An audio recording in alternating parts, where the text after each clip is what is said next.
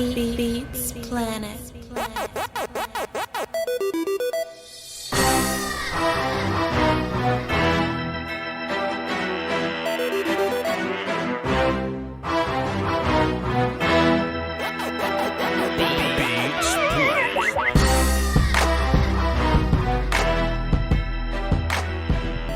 All right then. What's happening? Let me hit the button, put a little Voch up there. What's good, y'all? Let me just kind of share something that's a little personal to me. And then we're gonna get into this live stream talk. My mics is good. Yeah, my mics is good. Let me just, share something that's just kind of like personal to me, right? As of late, when it comes to this channel or whatever, right? And I don't know how many times I've told this story, but I'll just, kind of tell it again in case y'all didn't hear it. I got hit with a hard brick of obsession, right? And this happened when I was doing my live stream for the draft, right? We was doing the draft stream or whatever, boom, boom, boom. And I was still operating on my 2011 refurbished MacBook Pro, And everything was cool, right? Everything was just fine. And I had been putting off upgrading for just such a long time because I feel like at a certain point in everybody's YouTube tenure, you got to upgrade at some point, right? But I just kind of kept putting mine off because I would just get complacent with it, right? I was like, cool, man, I'm fine. I'm upgraded enough. Let me continue to focus on my, just on my talking points. Let me focus on my information. Let me focus on my stats, right? And sometimes I can get so balls deep into draft analysis or whatever the hell the Cowboys doing that I just kind of put my upgrades on the back burner, right? And then draft night happens. And, everything happens for a reason, man. Like the universe just put things in places to just kind of let things just, happen to you, right? And boy, the stream was okay. It was kind of laggy, but that's normal. My stream's always laggy, whatever. And I had Coach Evans on, and my bro Sid was over there in the corner. It was picking up on some of his audio, and I tried to have the live stream going, and I had these other little windows up, and I had some other stuff draft related that was pulled up or whatever, and then the phone lines were active or whatever, and my computer, my 2011 refurbished MacBook Pro was just doing so much at one time, right? And then the whole CD Lamb thing happened, and I get like 2,000 or something live viewers on my live stream or whatever, and I don't know if that's what happened, but that in combination with 30 people on my phones, in combination with, having Coach Evans on the stream or whatever, just my computer just kept crapping out on me. Luckily enough, the damn stream didn't die, and luckily enough, my camera picked up my reaction and we was able to get that. But what I was saying, like, bro, like, I can't be in this, like, this channel has grown too much that I just can't keep it on this refurbished 2011 MacBook no more. You know what I'm saying? Like, I've got to upgrade. So that was kind of like the fire that was lit under me to upgrade. And I kind of just started upgrading one little piece. And then I just kind of like put a little something into like another little piece. And next thing you know, I've become super obsessed with upgrading this channel, right? Let's go buy a camera and see what happens. Let's just like blog for real. I played around with like blogging every now and then, but like I want to blog for real. So we go get this camera and we go get a lens, and I got another lens I want to go pick up, and I want that camera to be on my live stream. So wait till y'all see what we doing with the live streams, bro. Wait till you see what we doing with the live streams, man. The film sessions have upgraded. I got another little spin move that y'all ain't ready for. The podcast finally about to happen because I can record my audio and talk at the same time. You know what I mean? Like, so much has been happening with this channel. So the past few days, I got a couple pieces for my live stream, rollout that I'm gonna push forth at some point later. And goodness, I'm looking at my old live stream like, this is trash. Like, boy, this is whack. The stuff that we're doing now with my stream starting soon and my old waiting music that we can see walk to. You know what I mean? just having Lil Voch up on the screen. I'm looking at what I have now in comparison to what this thing is going to be, and I'm getting kind of ungrateful. Man, because I can't wait to show y'all this new project that I'm working. I felt like Kanye West last night, right? You know, like Kanye West feel like he could just take an arrangement of sounds, just take 100 little sounds that have nothing to do with each other and put them together and something amazing happens. That's how I felt. I took a gang of pieces and I was like Kanye West for a minute, man. You know what I'm saying? Making Watch the Throne. That's how I felt. And I just kind of wanted to share that with y'all, man. I wanted y'all to understand how obsessed I'm becoming with bringing great things to this channel. And it's about time because I'm trying to get to 100,000 subs. I've reached 50, and then I've gotten to 55. I know how hard it is to get 5,000 subs. It took me 3 years to get 5,000 subs, and now I just went from 50 to 55,000 in like a month's time, or like a month and a half. So with new people coming to the channel, I know there's new people in the live stream every day. Appreciate y'all for watching. All this is going to be brand new in about a couple of weeks, so y'all just hang tight. But, you know, it's about time, man. It's about time we upgrade this thing, and it's about time we move forth with our greatness. But anyway, let me take a sip of water, please. Actually, let me mute this so I can set my phones up, because we about to get into a little bit of talking, you heard? So I dropped a blog the other day, a soliloquy the other day. I ain't got 3 topics today. I got one big ass topic. So when the phone lines are open, they always open. So y'all can call into the show and talk about whatever you want to talk about. 515-606-5187, access code 309-104. The number's on the screen. It's in the description. So call in and kind of give me your thoughts. But my vibes are, first of all, I don't want to offend anybody. Somebody actually apologized to me the other day. They said, "Yo, Voch, I'm sorry." Like, okay, this is football. This sports. You ain't got to apologize for nothing. But I know that sometimes when I get real passionate in what I'm passionate about, you know, sometimes it can lead to, you know, people possibly feeling some kind of way. Like, I may use the phrase, "Hey," and in case there's some goofy ass Cowboy fans that want to bring Cam Newton up here and kick Dak out, here are Cam Newton's numbers. And you may be somebody that had that train of thought. I'm not calling you goofy in a you're terrible kind of way. I'm just calling you goofy in a way that we're disagreeing about this. At the end of the day, we all Cowboy fans, and we all should be able to have civil discourse about this. You know what I mean? So that's just that. And thank we you for don't hate each other. We're just disagreeing about this one thing. You're helping people around the world I take that back. I hate some for of y'all. free. You are the only participant in the conference. The recording has started. Boom, record. Could y'all hear this? Hold on, because I know I muted my audio, but I don't know if y'all heard that. Did y'all hear the phone lady talk stuff on the phone? Let me see. All participants are muted. It's picking up the sound. Did y'all hear that? My bad. I thought I had this thing muted. My fault.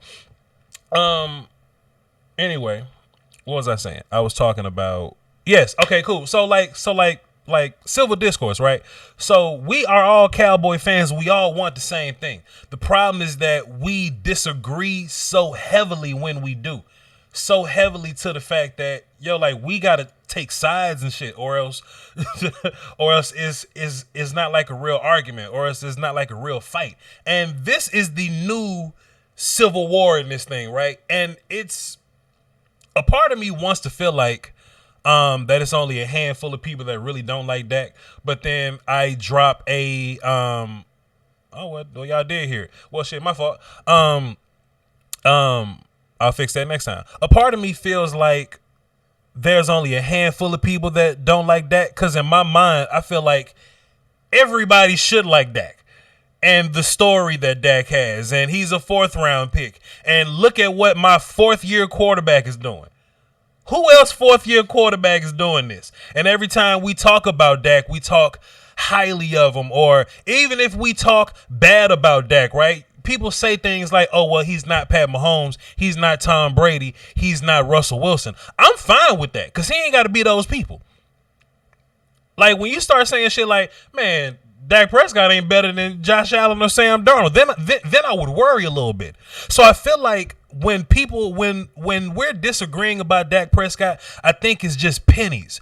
We're disagreeing over pennies. You know what I mean? Not even a big deal. We may disagree about a dollar amount on his contract, but who cares about that? I think for the most part, I think people like Dak, or I thought people liked Dak until I started, getting in my bag with this with this super pro Dak take, right? I'm super pro Dak, right? And once upon a time, let me be clear and transparent. Let me sip my water. In 2017, Dak was looking shaky, and Tua Tagovailoa was looking amazing. And at some point, I was looking at Tua Tagovailoa like, fam, if I can get Tua Tagovailoa, let's go get Tua Tagovailoa. That's how I felt. This was early 2017, though. But then I see what Dak looks like with Amari Cooper, and I say, all right, cool, that's fine. That's cool. I'll take that. And then I see a year where Dak is top 5 in everything. And I go, well, shit, I don't need Tua Tagovailoa no more. I got Dak Prescott, right? I feel like I deserve the right to change my mind. And I think that's where a lot of people are kind of missing that, right? They get so caught up in their argument that their pride and their ego take over that they don't want to change, or they don't want to improve a stance. They don't want to tweak a stance. I change my mind all the time. Oh, Voch, last week you just said da-da-da, boom, boom, boom. Well, I've considered it for a week. I changed my mind, right? Because that's how we grow. That's how we improve, right? Like, I say this all the time, but Black Phillip, man, the late, great Black Phillip, great philosopher, man. Look him up. He says, have your opinion. Don't let your opinion have you. You can't be so caught up in one train of thought that you can't grow from it, or that you refuse to move from it. I think that's unhealthy. Once upon a time, I thought Dak was a cool little bus driver. And to be fair, his passing numbers, he was like ranked in the 20s or something. You know what I'm saying? He was holding the ball and getting sacked. You know what I'm saying? He was just he was cool. He was intangible guy. He was tough. You know what I mean? But if I can get a guy like Tua Tagovailoa, hell yeah, let's go get Tua Tagovailoa. But I keep seeing my 4-year quarterback improve, right? Think about this. Imagine giving up on Dak Prescott and saying, I'm just going to go get somebody in the draft. And that particular draft that you end up in got Josh Rosen, Baker Mayfield, Sam Darnold, Josh Allen. And you end up with one of them. None of those guys better than Dak Prescott right now. Nobody in Buffalo. Shouts out to Josh Allen. He's a playoff quarterback. But nobody in Buffalo says, I like Josh Allen. And somebody else say, well, he ain't Russell Wilson. Nobody says that. Nobody compares Josh Allen to Tom Brady. If somebody gets into a Deshaun Watson versus Josh Rosen conversation, you cuss that person out. Why are we having this conversation? You're wasting my time. Josh Rosen and Lamar Jackson, huh? But if I say something about Dak Prescott and somebody else say, well, Voch, Dak ain't top 10. And I say, all right, cool. So Pat, Russell, I'll let you say Aaron Rodgers, and you could probably sneak like Watson and Jackson in there. And notice how I'm navigating this thing, right? Notice how I navigate. If you say, Voch, Dak ain't top 10, I will scream at you. I will scream at you if you say Dak sucks. I will scream at you if you say Dak is terrible and that he's not top 10. I will scream at you. But if you say, hey, Voch, Deshaun Watson better than Dak Prescott, okay, I feel you, bro. I disagree, but I feel you. Yo, Voch, Aaron Rodgers is better than Dak Prescott. All right, fine, whatever. If you say so, I got you. Oh, Voch, Tom Brady's better than Dak Prescott. I don't agree. I think Tom Brady's washed right now, and whatever. He was living off Belichick and defenses, in Tom Brady's old age. Tom Brady's still great. I won't fuss with you. Shouts out to my man Antoine, right? He was like, Voch, I think Kyler Murray's better than Dak Prescott. Hey, I like Kyler Murray. I'm not gonna fuss at you too bad. I will not let you say Dak Prescott is not a top 10 quarterback. I will not let you say Dak Prescott is whack. I will not let you say I want to start Andy Dalton over Dak Prescott. I refuse. So that's when emotion gets involved, because I'm loud and I'm from Mississippi. Shouts out to Coach Evans. I'm from Natchez, Mississippi. I say what I mean, and I mean what I say, and I say it loudly with great vengeance and furious anger. So if we're going to disagree, let's disagree for real. You know what I'm saying? Like, let's disagree for real. I wanted to pull up some of my comments, right? From my soliloquy video. Let me make sure my my window's good. Make sure my window's good. Let me hit net. All right.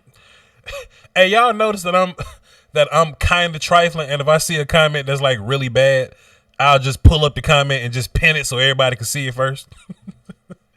And the first comment I noticed, and to be fair, as YouTubers, we should look at the good comments and salute good comments, but we get so caught up in the bad ones, right? And the first comment I get on my Dak Prescott soliloquy, if in case y'all haven't seen it, y'all should go watch my Dak Prescott soliloquy.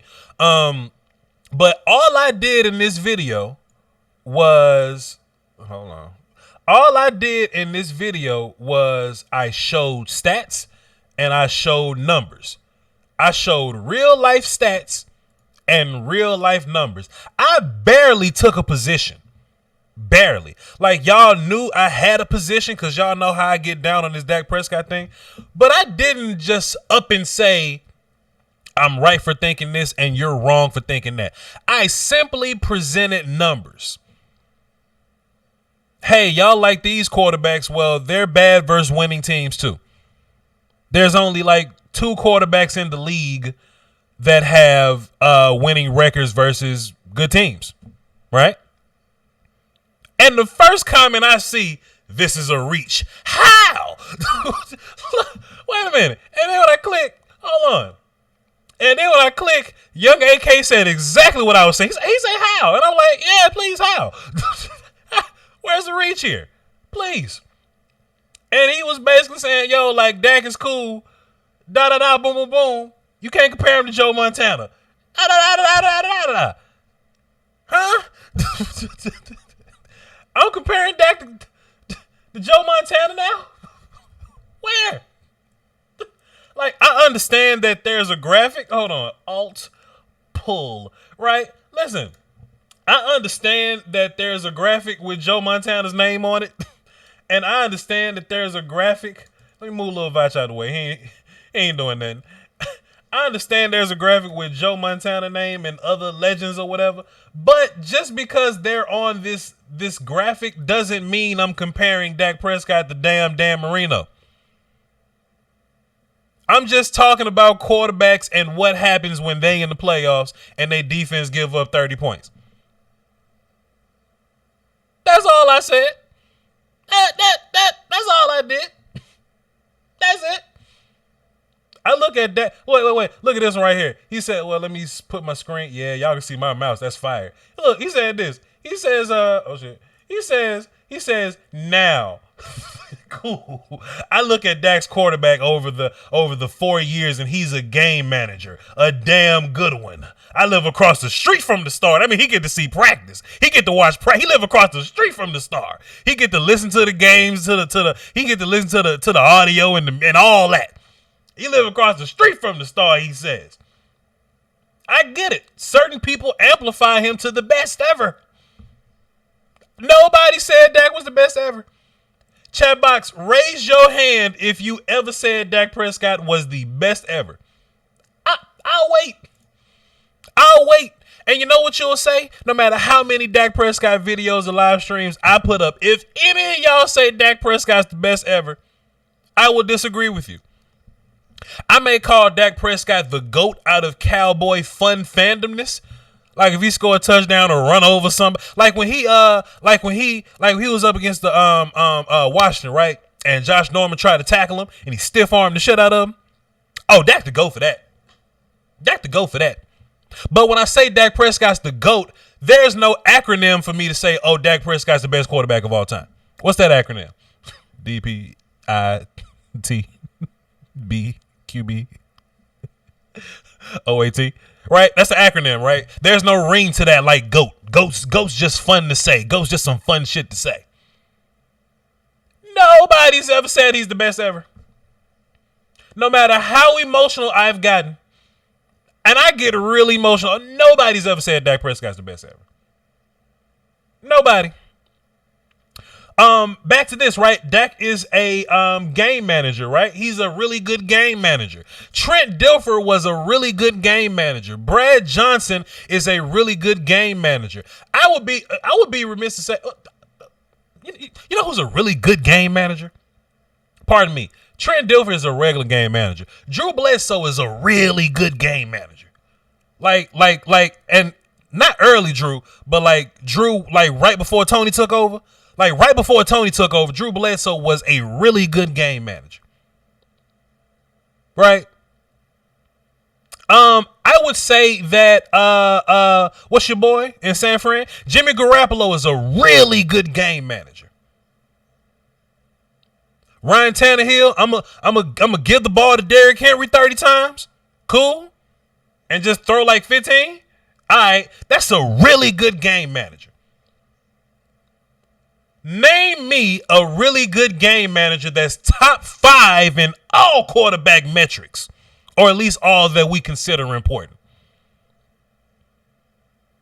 Dak, and when I say all quarterback metrics that I would consider important, like, sure, there's a metric out there that exists. Oh, well, Dak Prescott is the 15th ranked quarterback when he's throwing off his back foot under pressure on a Wednesday with 5 receivers hurt. Like, you know, he might be like, 10th there, whatever.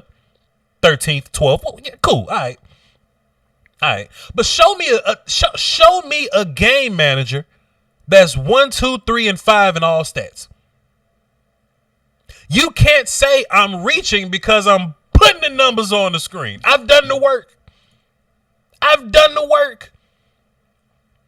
You know how you walk into math class and you ain't do the homework and you see your partner and you just write his answers down and turn it in and you get a 0 because you just kind of wrote the answers down? You don't get answers. You don't get a 100 for the sake of having answers. You got to show your work. This is me showing my work. When I do these blogs and I put the numbers up, I'm showing my work. You can't just come in my chat box, and to be fair, you can because it's America and you do what you want to do, and I appreciate y'all for being here. But you can't come in my chat box, tell me that I'm saying that Dak Prescott is Dan Marino, or that he's the best, or that he's a game manager, not show your work, look at me and be like, Voch, you reaching. That's my problem. That's my issue here. You know, I look at Dak's quarterback stats over the 4 years, and he's a game manager. You know what Dak's numbers show me over 4 years? That he's gotten better every single year. Every single year, Dak Prescott's got better. We normally don't talk about 4-year quarterbacks like this. We normally don't. Browns fans looking at Baker Mayfield like, now what, player? Jets looking at Sam Darnold like, now what, player? We got our 4-year quarterback, and he leading the league in stats. We're a damn contender now. Boy, Matt Castle was just a little bit ago. Boy, Brandon Whedon was just around the corner. I was alive when Kellen Moore was throwing passes for the Cowboys. Wasn't that long ago? When Kellen Moore was throwing passes for the Cowboys? Huh? And now we looking at Dak Prescott like, huh? This is something else that's weird too, right? let me take a sip of water, please.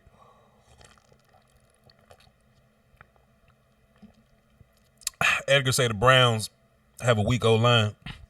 The Browns had a cool old line, but they started trading guys away. Sent one to the Giants. Anyway, here's something else that's interesting, right? And it goes to I just run these damn comments down. I'm just gonna scroll these comments down. Something else that was interesting is the hill that people choose to fight on, right? When I say, okay, so I'm film guy, right? Predominantly I'm film guy. But I've grown so much over the past, year or so to where I'm still a full-blown film guy. Like I'm like 75% film guy. But I used to be to a point to where I didn't even consider stats because everything that I could look for, I could see it on film.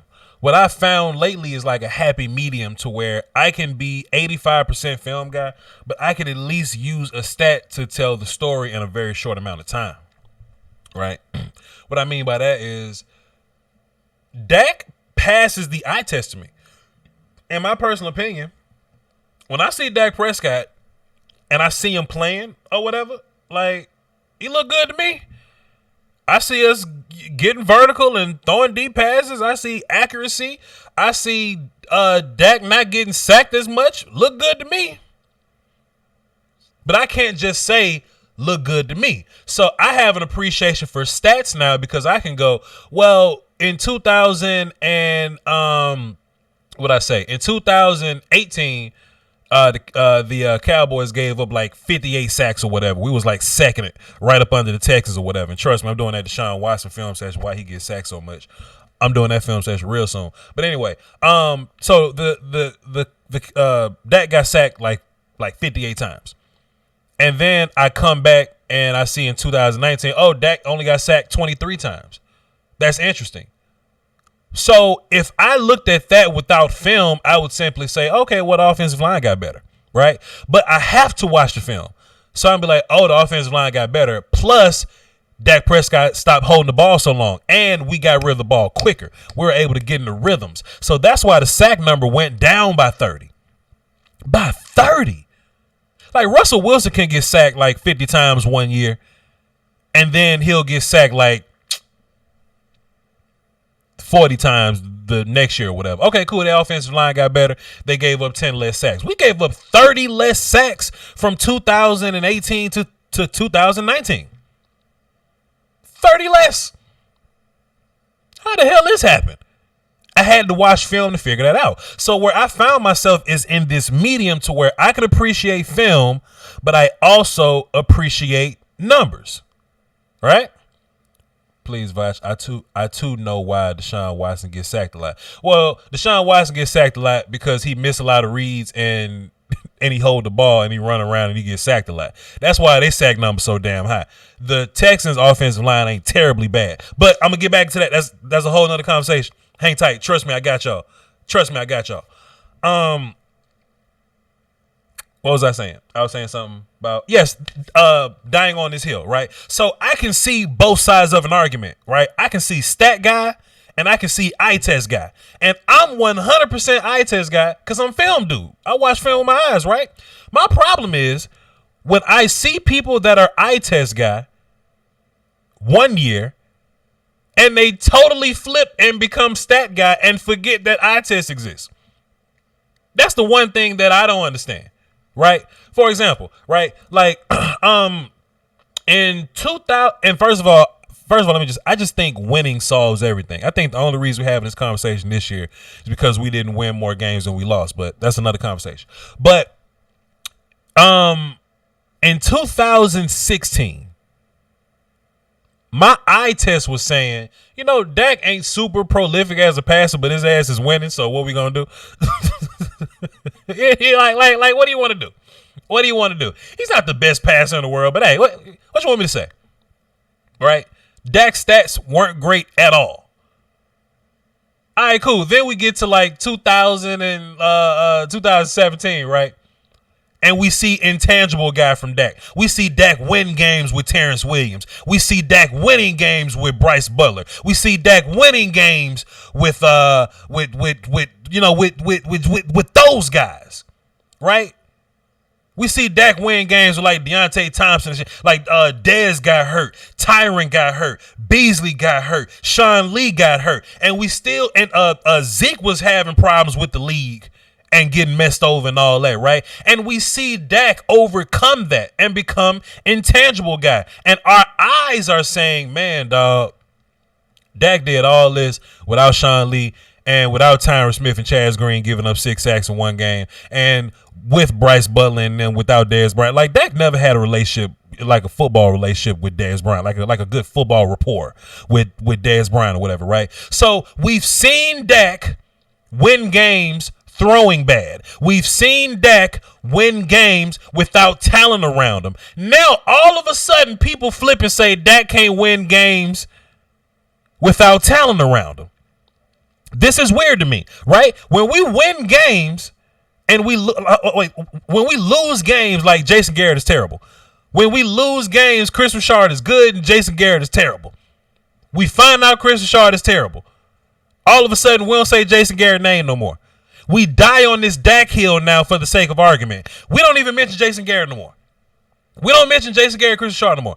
And not we like all of us, but we like those people that die on that hill. Y'all notice when people get real anti-Dak, they don't say Jason Garrett's name at all.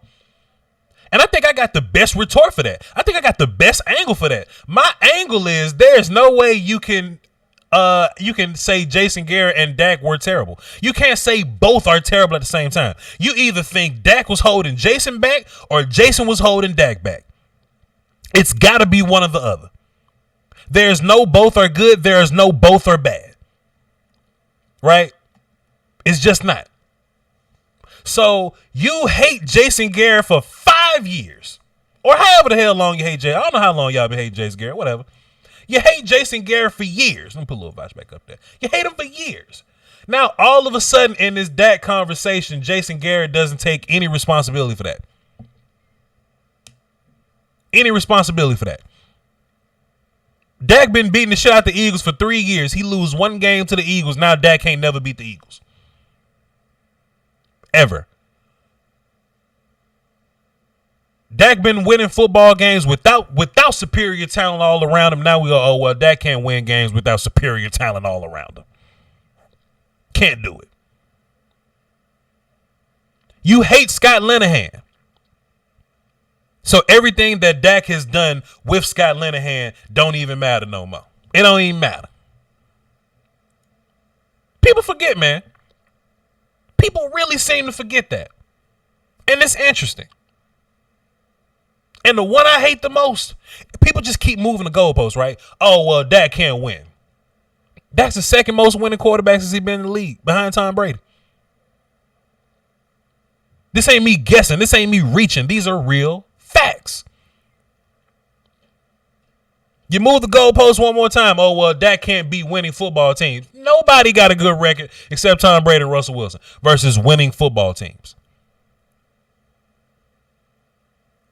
That's all I'm saying, man. Now, listen, with all that being said, because I'm about to get into the phones right now. With all that being said, I don't mind you not liking Dak Prescott. That's not my argument.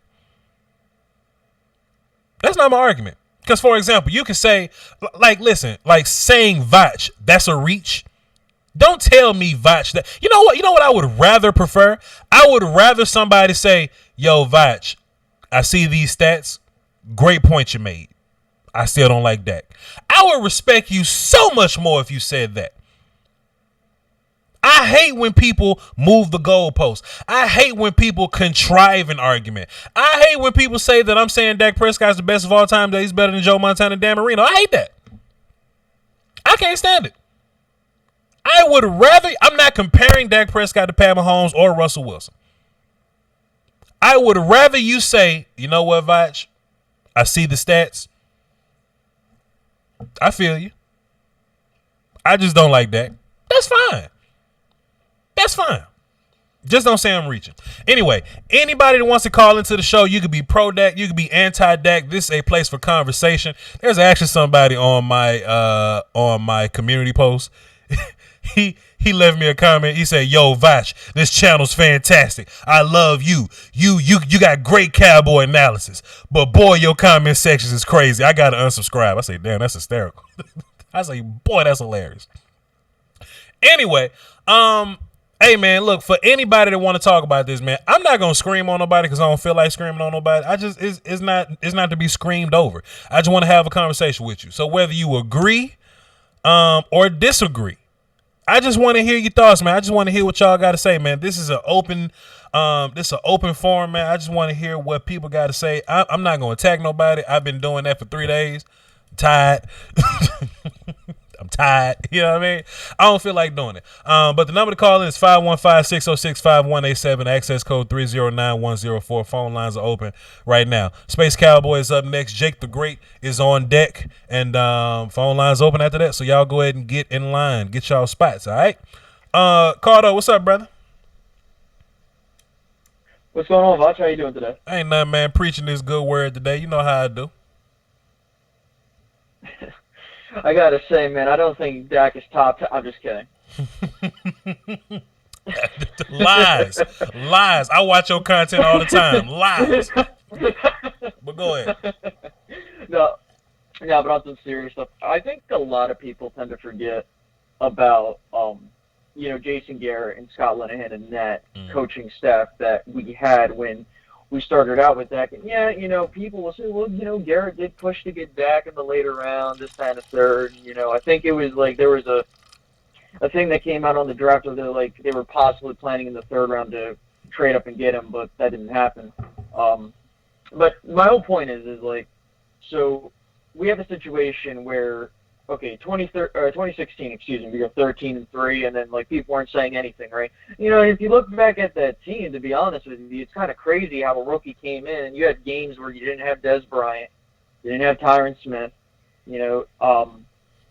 and he would still win games, right? When Bryce Butler, Cole Beasley, Lucky Whitehead are your top receiving options, and Terrence Williams, it's kind of crazy for a rookie quarterback to come in here and win all those games and lose. Well, technically, he really went 13-2 because the last game it was like a whatever game.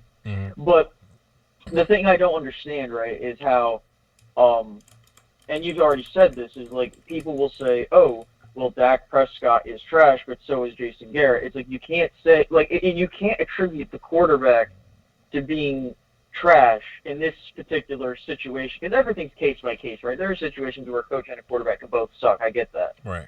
But my thing is in this particular situation, right, we have a situation where you have a head coach, and, his major growth is oh, well, I make these decisions so we could stay in the game. And, that was, and people have said this on YouTube, everywhere.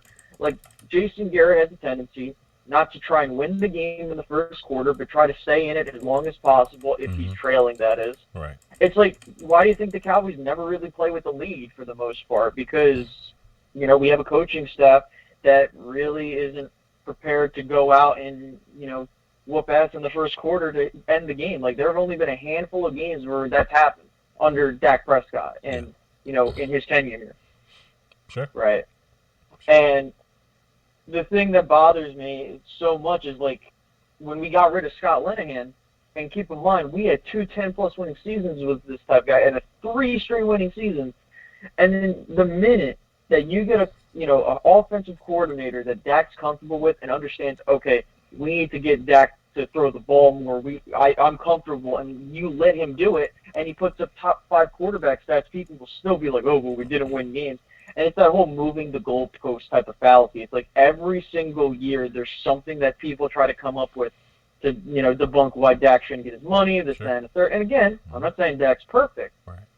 The thing that bothers me the most is when it's oh, well, Dak can't read a defense, and then it's you look at what Dak can do against some defenses. It's and he's calling audibles and he's changing plays, and he either scores touchdowns or whatever the case may be, or he just does things that you don't expect, that backyard type of football, that play versus Washington where he did the spin move for the touchdown. Sure. And he dove into the end zone. You couldn't draw that up in practice.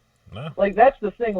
I think that honestly, it's one thing to judge a quarterback what they can do when they have a game plan set up and they execute that play, but the real meat and potatoes of understanding how good a quarterback can be is what can they do when they have to do things that are unscripted, sure, right? And Dak is usually shined when that's the case. I don't want to keep talking forever. I mean, did you have any thoughts on that, or? Nah, man. That's a useful tool in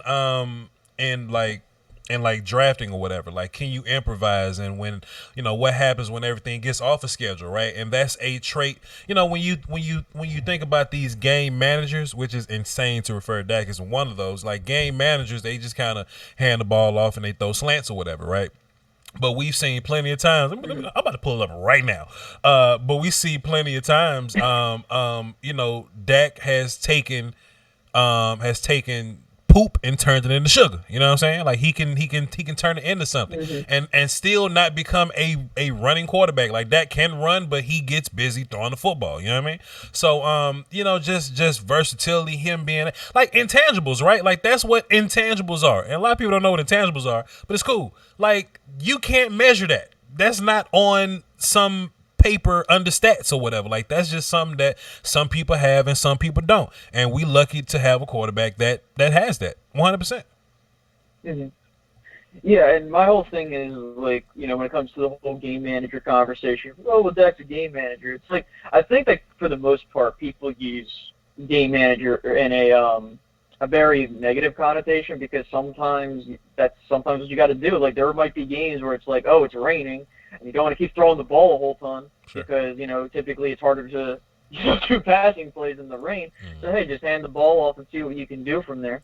But like, and I'm not trying to say like you should always be a game manager. I think that's kind of stupid. But like, I always look at it this way. I think most rookies, or all rookies, really start out as game managers, and then it really depends on what happens in their later years to determine if they're good enough to stay or not, right? Like, sure, okay, sure. So, whether you wanted to say Dak was a game manager in 2016, right? He was 100%. He was 100% a game manager in 2016. Yeah, and I would agree. No, and I would agree, right?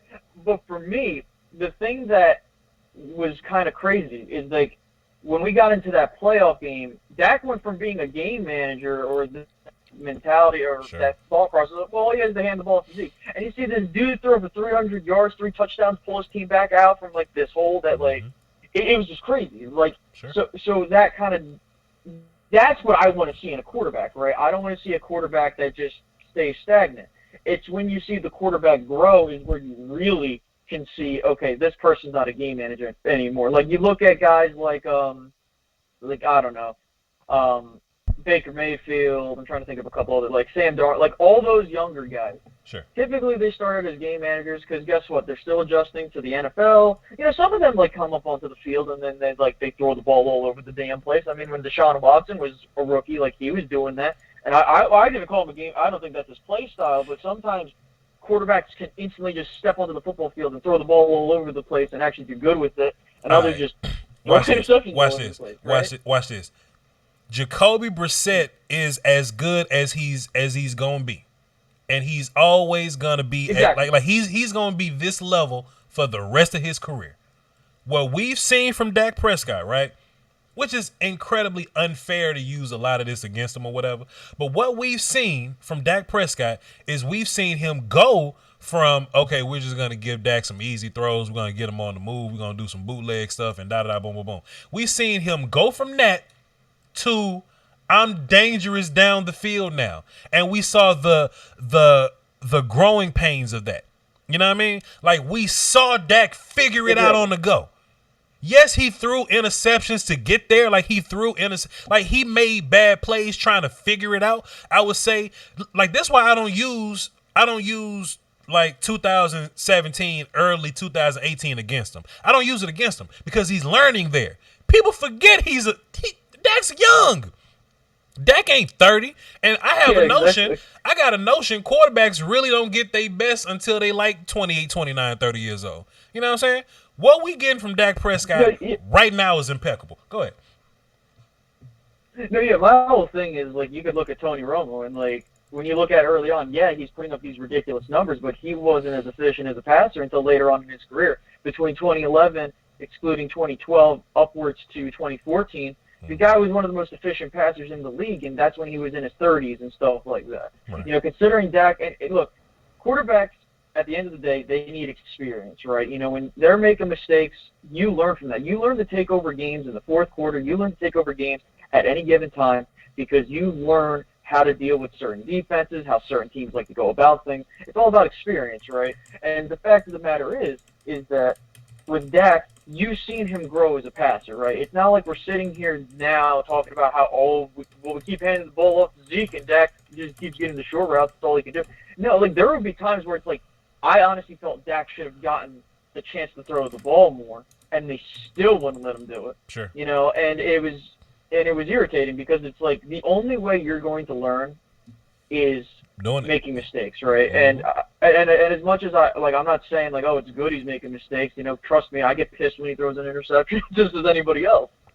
My problem is that you look at what's going on. I mean, look, you know, you have quarterbacks that might flatline, and it's like if Dak was 30, right? Let's say we had Dak for 8 years, and he was making the same mistakes and stuff like that, and he wasn't getting any better, then sure. Like, that's the whole thing with, like, Kirk Cousins, right? With Kirk Cousins, you know what his ceiling was, right? You knew what you were getting yourself into, and so it's like, I can understand why it's like, well, I'd really appreciate moving on. Now, I think that was stupid for Washington to move on from Kirk Cousins because he's the best quarterback they've had. Sure. But my whole notion is that we can't be quick to judge a quarterback or someone without proper context. So don't go out and say Dak is trash or try to grasp at straws when you don't look at what's going on. So fair enough, my guy. Fair enough. Plug your stuff, man. Let everybody know where to find all this good content. Sure, not a problem. Go ahead. If you guys haven't already, please make sure to subscribe up to me, Space Cowboy 17 on YouTube. I'll be dropping a link momentarily, so you can go and subscribe there. I have pretty good content that helps you educate yourself and also entertain yourself as well with some highlights and stuff like that, during this whole quarantine crap. So, Voch, thank you so much for having me on. Yes, sir. Appreciate it. He about to flood this goddamn chat box real fast, so appreciate it, player. All right, Jake the Great up next. Brandon from Frankly Football up next. Pardon me. Jake the Great up next. Brandon from Frankly Football on deck, and Brandon from Twitter in the hole. Because it's 6 Brandons that call in. Because there's also Brandon from Nashville. And then there's like 3 other Brandons that are not like identified or like categorized yet. So I got to categorize them when they call back in, but it's 6 Brandons. All right, let's get into it. The number to call into the show is on the screen. You can't miss it. And it's in the description, and Nini dropping it in the chat box. Jake the Great, are you at NASA right now? Man, I'm in, where am I? I'm in Albuquerque, New Mexico. Sound like you're in a rocket ship. Get it? Man, I'm in the rocket ship, man, heading to California, man. Man, can you hear me good? You good, player. What you got for the show? Man, I just want to say, man, you're on fire today, man. You're hitting on so many points, man. So many points. And, and I started thinking, man, they really are some I Am Legend monsters, man. Like, have you ever tried to reason with a monster? Like, beg for your life, you know what I'm saying?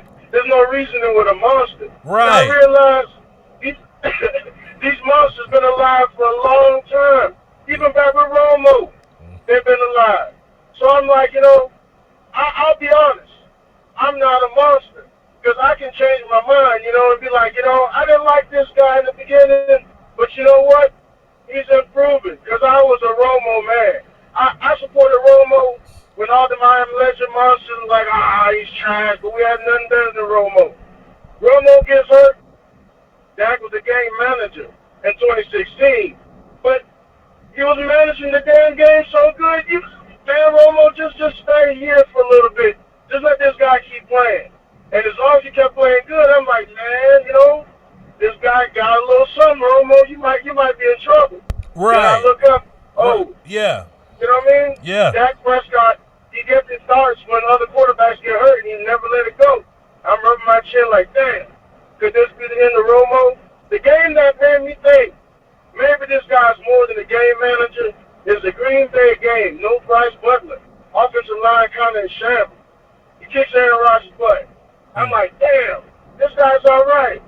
2017, I wasn't feeling it. I really wasn't feeling it.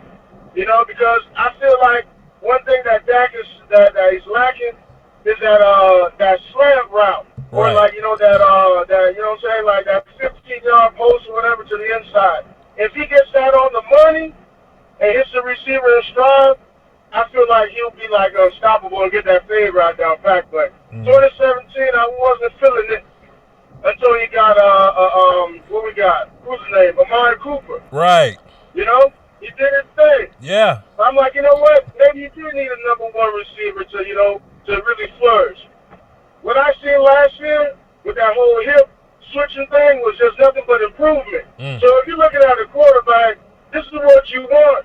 Did he improve from year one to where he is now? Yeah. Can he get better? Absolutely. You know, who does he remind me of? Be honest, Eagles fan, like, say whatever. He reminds me of Donovan McNabb. Right. Because the fans didn't like him when he picked him up. But that's what it reminds me of. You know what? I feel like the game where they held Dak Prescott back was a game against Green Bay. They thought in the playoffs, I'm talking about division around 2016, they thought that they were just going to hand the ball to Zeke. They didn't believe in Dak Prescott. By the time they took the chains off of him from like, yo, rookie, bring us back, he was bringing us back. If Jason Garrett and the whole the coaching staff would have released the chains off him, he would have been better, because I don't believe that Dak Prescott makes a jump from 2017 to 2018 throwing the rock just like that. So you told me this guy could do this, and then you never let him? You got Kevin Moore. I blame everything on the coaching staff. And good luck trying to reason with some Iron Legend monsters. You got a lot of power, man. You got a lot of energy, man. So Yo, man. That's all I can say, Yo, Jake, man, I always say I'm young right now. I'm full of energy, you know what I'm saying? But one day I'm going to be 35 and I ain't going to feel like doing this mess no more. So y'all better tune in while I'm here. Right. Jake the Great, appreciate you, man. Yeah. Oh, before I go, man, I like how you're upgrading the channel, man. But I just want to say, I ain't ungrateful. I like how you do it. You know what I'm saying? You want to come on live, put a little Voch up there, a little quiz, man. You know what I'm saying? We appreciate it all, man. Do your thing, man. It's on the way, player. It's on the way. Stay tuned. Appreciate it, Jake the Great. All day. Yes, sir. Hey, y'all, this funny, right? Like, when I'm talking to Space Cowboy, I'm talking to Space Cowboy like this. But for some reason, when I talk to Jake the Great, I'm talking like the windows roll down in my house. like I'm in a spaceship talking to Jake the Great now. And then he hangs up and we're back. All right, so Pete, I need both my Brandons to chill for a second, because we have I think this David from the chat box up in the on the phones here, and I just kind of want to hear from David. Let's just kind of check this out real fast. This David, right? On the way, player. Yeah, I'm here. All right, so David, turn down your laptop for me, please, sir. First of all, Gotcha. All right, so appreciate you for calling in, first of all, you know what I'm saying, because a lot of people don't like to call in. And mind you, this ain't going to be an argument. This ain't a shouting match. I'm not trying to embarrass anybody or prove anybody wrong. I just want to hear your thoughts, and I'm just trying to get the reasoning behind it. So the chat box told me that you had some wildness in there. Just kind of hit me with whatever you was, whatever you were saying, and we'll just, talk about it. First of all, I would definitely want to say a big fan of your channel. Definitely been watching, over the years. Appreciate it. As far as like your draft help, your prep, just how involved you are within that. I think that's really good. But as far as this Dak Prescott debacle, yes, I think the thing with Dak is an average quarterback. He has a slight ceiling that he still has left to show us, but I believe Dak has pretty much shown us his most of his ceiling thus far. I believe that Dak has had many, as far as pieces around him, as far as like the offensive line. I know that wasn't his best last year, but that's a decent offensive line that he's had. They're above average receivers, though that they did have a plethora of problems, drops last year. And like the defense, the only thing that I'm really giving Dak is that a lot of those pieces around him need to play much better, and it will definitely change our view of Dak. But I don't think that Dak necessarily lifts those pieces to another level. If you get what I'm saying? Okay. Okay, so I'm writing this down because I just want to touch on your point so we can be fair about this. You say Dak is average. Like, what you mean by average? So like average like he ain't good average, or like average like he like regular? Because like when you say average, right, I'm thinking like in the middle somewhere. So like so like Baker Mayfield or something. You saying Dak is like Baker Mayfield maybe?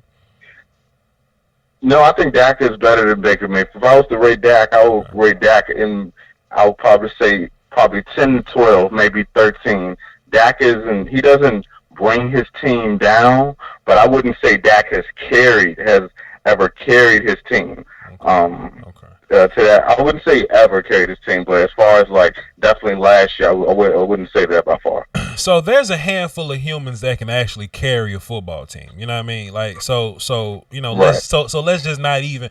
I don't even like that whole term of, well, can he bring up the people around him? You know, I think that's a very rare trait. I think Pat Mahomes is good enough to kind of do something like that. But even if you think about Pat though, right? Like, they still went to go get more pieces to help with Pat, right? So, you know, when we talk about Dak and his cast around him, they still had to go sign Honey Badger. They still had to go sign Frank Clark because they was giving up points on defense. They went and got both our linebackers, Damian Wilson and Hitchens or whatever. So they're constantly adding pieces to help Pat Mahomes, the best quarterback in the league. They're adding pieces to help him out. They go get Sammy Watkins. They had a damn 4.2 40 running wide receiver and Tyreek Hill. They went to go draft another one. My kid from Georgia, Miko Hartman or whatever, right? So, you know, we just can't say that you're not a good quarterback if you can't bring up the pieces around you. Because we've been talking about Aaron Rodgers, like besides his number one guy, like he ain't really, I mean, he's bringing up those other guys, but how much do you need to bring those other guys up is what I'm saying. You know what I'm saying? So I'm not really here for that argument neither. In terms of the O-line, you know, Dak's O-line ain't been like 2016 was the last time this offensive line was elite. Besides that, Chaz Green has just okay, let me not say Chaz Green first. Let me be proper here. When all the offensive line is healthy, we're a lot better. But there have been some games where the offensive line kind of let us down a little bit. I'm not just saying Dak is perfect. I'm not saying, because Dak has had his bad games, but everybody has bad games. We just can't look at Dak and be like, okay, every single mistake Dak got, we just got to put it on him. And another point you made was about wide receiver talent. Okay, so Matt Ryan got Julio Jones and Calvin Ridley, and he had what's his face? Went to the Patriots. Sanu. So he got 3 top tier ass receivers, and we not calling him trash. We just talked about Pat and his guys. We talk about Deshaun Watson, who got 4. You could argue. Okay, go ahead. No, I was just gonna say that you could argue, like Matt Ryan, he has shown numerous occasions. The quarterback of Matt Ryan's college, he's shown numerous occasions that he's led the Falcons to victories. And this is, you could see this on film, you could see it in the stats, but definitely the film, you could just see him willing his team to, no matter who he's throwing it to. Have you never seen Dak do that, like, ever at all? Oh, man, it's been very seldom. Dak has to have everything right. You know, like Zeke wasn't at his best last year. Again, the receivers, they had a plethora of drops last year. Whoa. The run defense, I know you guys didn't have Van, the second inside linebacker that's sitting next to Jalen Smith. Sure. It was a lot of things. That's why I really don't want to put a lot on Dak, but at the same time, I'm not gonna. Dak isn't a $30 million quarterback. Okay, well, let me just retort with this. If Pat Mahomes' receivers drop the ball 42 times, they don't win a Super Bowl. That's big ass facts. Because you can get the ball to the receiver. Also look at. Okay, I'm listening. Go my bad. I don't mean to cut you off. No, go ahead. But also look at the fact of the receivers. Tyreek Hill missed at least 5 games last year. Sammy Watkins, we don't know when he's going to show up. Think about the receivers. DeMarcus Robinson stepped up heavily last year, and that's not Pat Mahomes. Pat Mahomes has shown that he can get it done without the top guys in position. So when Dak Prescott wins games with Bryce Butler and Terrence Williams, that don't mean nothing to you?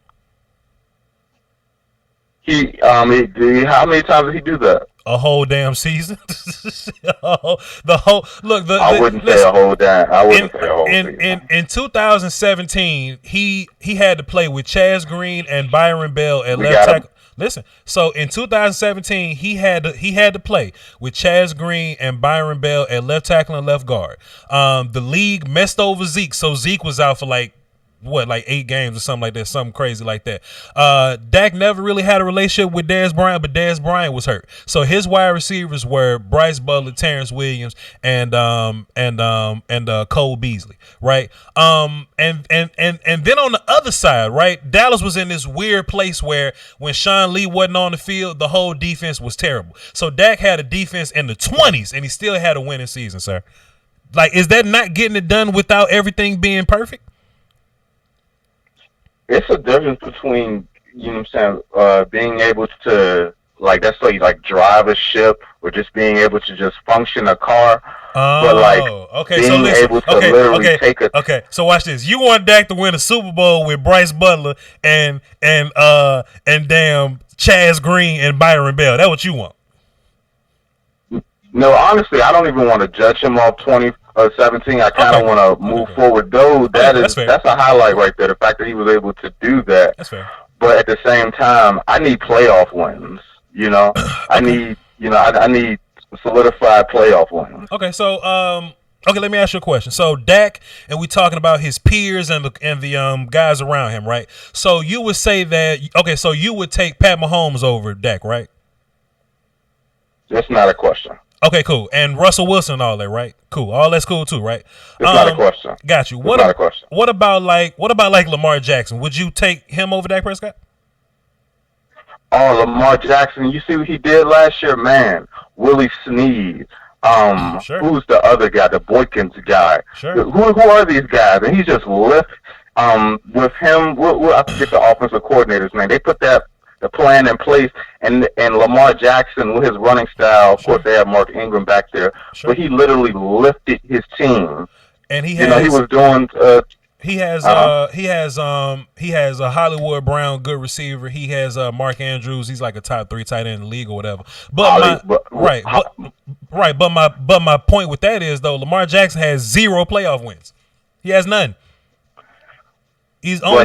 But think about, he did that in his second season. Sure. Lamar Jackson, in his first season, he only played literally 5 games. Sure. Think about MVP second season with no talent, barely any talent around him. But he's 0-2 in the playoffs. with a good coach and a good defense. I'll even give you that. You know what? To be fair, his rookie year, sure, he wasn't ready. But what about last year when he just kind of disappeared a little bit? After that super season, he just kind of disappeared a little bit. And we talking about playoff wins right now. With a good coach, what's up, bro? What's happening? I'm playing. With a good defense, a good supporting cast, with a good head coach, Lamar Jackson, 0 playoff wins. At least Dak is 1-2. And we talking about playoffs here. Then what? You can't compare the two. Okay. It's hard to really compare those two when Lamar literally took the league by storm last year. Defenses had no tape on him. Okay. When Dak, you know where he is, and he still couldn't even lift the players that were playing mediocrely, you know what I'm saying, at that point. Lamar literally took players, C- players, and like Marquise Brown had a handful of good games last year. He was no number 1 receiver, nor was Willie Snead. He could argue that he wasn't even a number 2 last year. Lamar Jackson literally put the Ravens, I wouldn't say on his back, but Lamar Jackson, that's what above tier quarterbacks do. They lift the level of their team. I wouldn't say Dak has done that. So why didn't he lift him in the playoffs, sir? Yeah, I would get that was his first year. You're going up against a rugged team like the Titans. That's his second time in the playoffs, and he's 0-2 in the playoffs. That was Lamar Jackson is. I didn't know that he went through year. He is 0-2 in the playoffs. Yes, sir. But you could argue that the year before Flacco was playing, so you can't like really He needs more time. He needed more time to develop. And the fact that he went to the playoffs last year and won MVP, you just can't go against that, man. Like, sure, he absolutely he absolutely went to the playoffs. He absolutely won. Lamar Jackson is fantastic, but you say you need solidified playoff wins. He ain't got none. He ain't got none. I know, but you don't judge the timetable that we've given Dak. How many years is that? Like you're referencing 2017. We've at least seen 3-4 years of Dak. We've barely have gotten 2 whole years of Lamar. Think about that. And we know that he's going to the playoffs next year. Are we wrong about that? We don't know shit. We pretty much almost. We don't know Lamar. I mean, no. We can project. We can project Lamar Jackson for the playoffs next year. That's not. Let's not. We can't project Dak Prescott for the playoffs. We can't do that. We can't lie to ourselves like that. I will gladly disagree with you there. Okay, how about this though? Would you say that Deshaun Watson is another guy that you would take over Dak?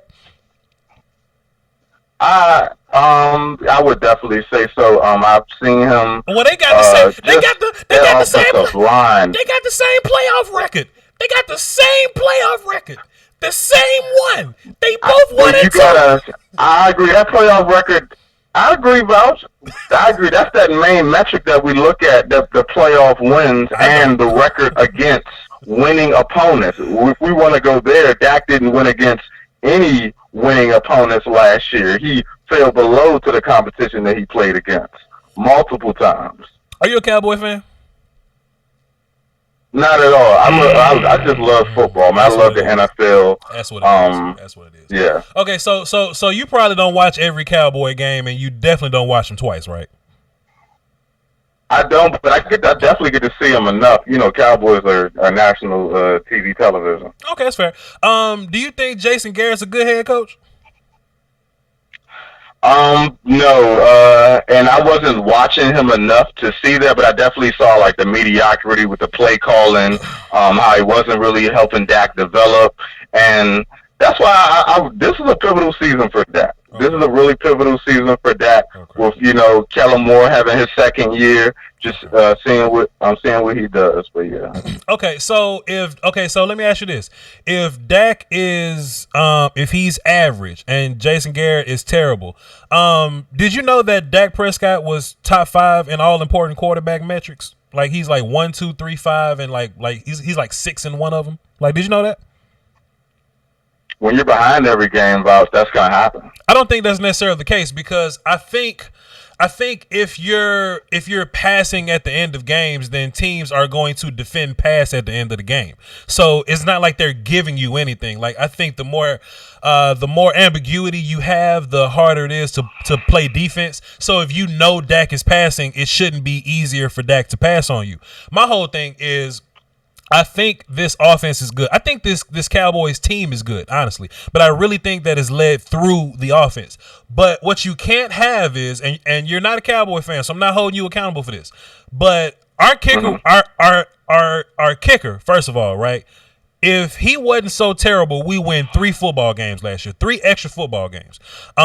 You can say what you want to say about Jason Garrett. You have your opinion about Jason Garrett. All right, cool. And you're not close to this Cowboy thing, but we got this defense coordinator named Chris Richard, and it's just coming out by how terrible he was. Okay, cool. So he wasn't hiding anything. His defenses were vanilla. There was no disguising, and the defense couldn't stop anybody. So if your defense is terrible and your special teams is 32nd, and your kicker is so terrible that you win 3 extra football games if he didn't exist, and your quarterback is top 5 in all metrics, I don't think the quarterback is the problem here. I don't think the offense is the problem here. So, when we talk about Dak Prescott, I don't need Dak Prescott to be elite. I don't need him to be top 5 in the league. I just need Dak Prescott to be good enough. I think Dak Prescott is good enough. I think Dak Prescott is better than average. He's better than above average. I think Dak is really damn good. right? I don't need him to necessarily elevate the players around him. I just need the players around him to just do their damn job and not drop the ball 42 times. That's my only thing. I don't need him to make the head coach better. I just need the head coach to not be incompetent. I don't need Dak Prescott to make the defense better. I just need them to tackle Aaron Jones so he don't get 4 touchdowns. I just need them to tackle Dalvin Cook. My man Shaq L was a damn Vikings fan. He in the chat box right now. We couldn't tackle Dalvin Cook. I think if we tackle Dalvin Cook, if Mitch Trubisky don't look good, if Sam Darnold don't look good, if Aaron Jones don't score damn 4 touchdowns, if Brett Maher don't cost us 4 damn games, and our special teams ain't 32nd, if Chris Richard disguised the defense a little bit, if Jason Garrett was a little less incompetent, we're not having this conversation about Dak Prescott. And I'm not screaming at you. I'm just explaining with passion. That's all I'm saying, my guy. But listen, I got a gang of callers, though. David, I appreciate you for calling in. I just plugged you in platinum.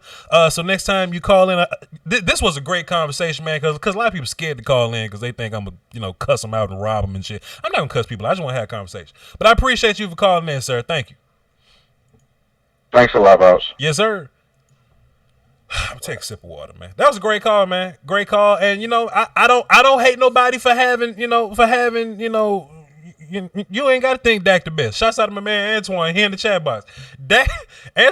Antoine like Zeke and Gallup. You know what I'm saying? He's a Zeke Gallup guy. He ain't the most pro Dak guy in the world. You know what I'm saying? I just can't have people think Dak is trash. That's my whole thing. You can think Dak is top 8 in the league. I'll take that. Just don't say he's trash. So this is what we about to do. We about to lock the phones. The conference has been locked. Thank you, because there's a lot of y'all in here. And we gonna get into it. So we got watch privilege. Watch how privilege work. All right, watch this. We got Brandon from Frankly Football up next. 100 grand on deck. Twitter Brandon in the hole. Pardon me, that's just how privilege works. My bad. Frankly Football Brandon, what's happening, sir? What's happening, about my brother? Everything's everything, my guy. I just want to let everybody know, and listening, including you, that there's a lot of people on the phones right now, and I want to hear everybody's point. So just be as concise as you could possibly be, but I do want to hear your thoughts and your opinion. So Brandon from Frankly Football on YouTube will set it off. Chris, what's happening, my guy? What you got for the show?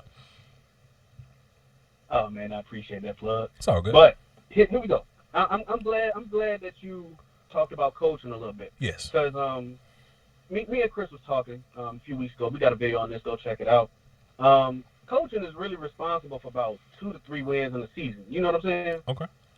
Ideally you want one or more of those to be in the playoffs, but we got to recognize, that how much of a disservice the previous coaching staff was to the rest of the team.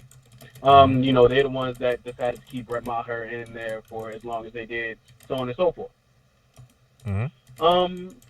And comparing the odds that Dak had against him to some guys like Pat, who had a great coaching staff on his side, or what we thought would have been Deshaun with a great coaching staff on his side. Now we see that Bill O'Brien, he really out there smoking the devil's lettuce. Sure. Doing whatever he want to do. But we got to see how much Dak had against him. Right. So think about it like this. The last guy, David, he was talking about how guys like Baker Mayfield. I'm not sure about how he feels about Baker, but putting Dak way down there and maybe elevating guys like Baker Mayfield. This is just on the stats. The eye test tells the exact same story. But on the stats, did you know that Baker Mayfield had games of 36% completion, pass completion, 44% pass completion? Damn. Crazy, right? Dak ain't never even been in the 40s. His lowest was, I think, 55.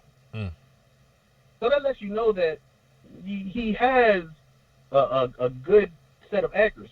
He may have some bad practices, because he isn't perfect. But he is a moderately accurate quarterback. Dak also led the league in air yards on his passes. So you can't say because he's dumping it off the whole time, you know? Sure. I'm only giving you the stats. I'm not even jumping into the eye test here. Right, 100%. Because, that's the topic that you got on the description of this. I'm going to get to the eye test. Dak, like you said, top 5 in every category except wins against good teams, which he is 6th. Right. Thanks to you for doing that research. Appreciate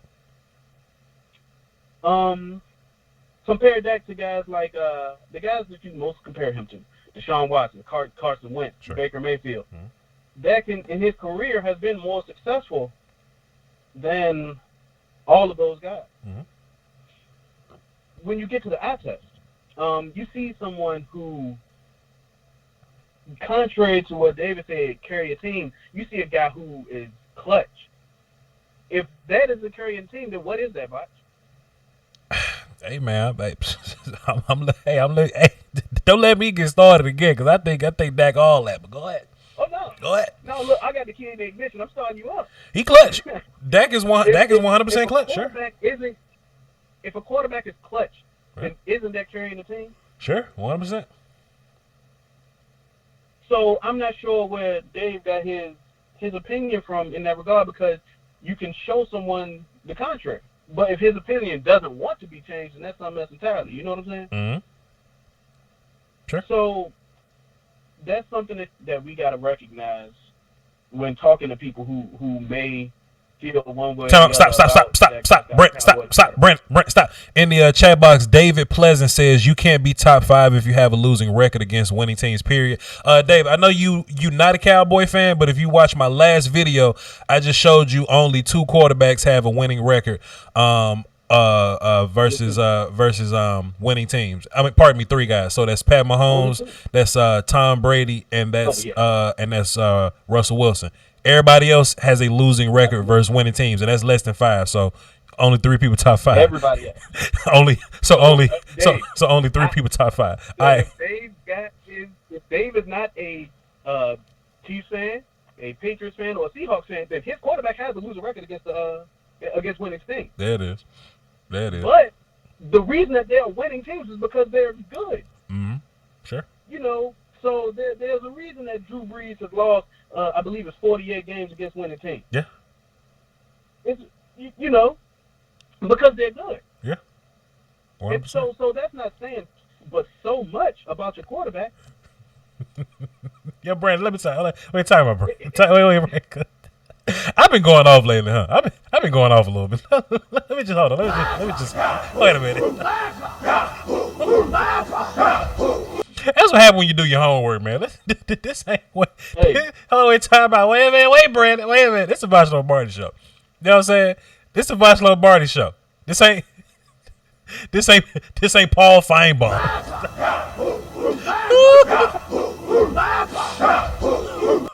What they think this is? What they think this is? What? All right, my bad, man. This ain't Colin Cowherd, dog. My bad. Go ahead, play it. My bad. Hey, shout out to you, man. Shout out to you. You doing this solid work that needs to be done out here. Yes, sir. Oh, by the way, did you know that the Cowboys had 24 drops in 2019?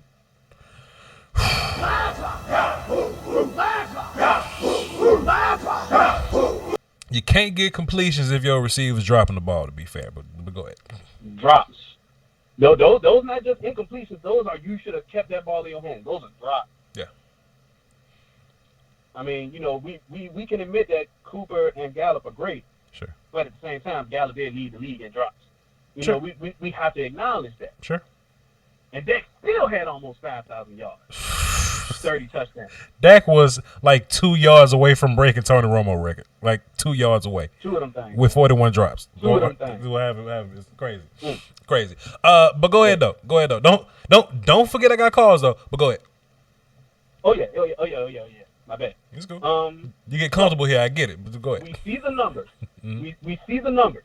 We can see it with our eyes how clutch he is. Mm-hmm. You know, even though apparently he can't carry a team, but he can carry him to a win. But you know, I don't know nothing. No, I don't know nothing. Sure.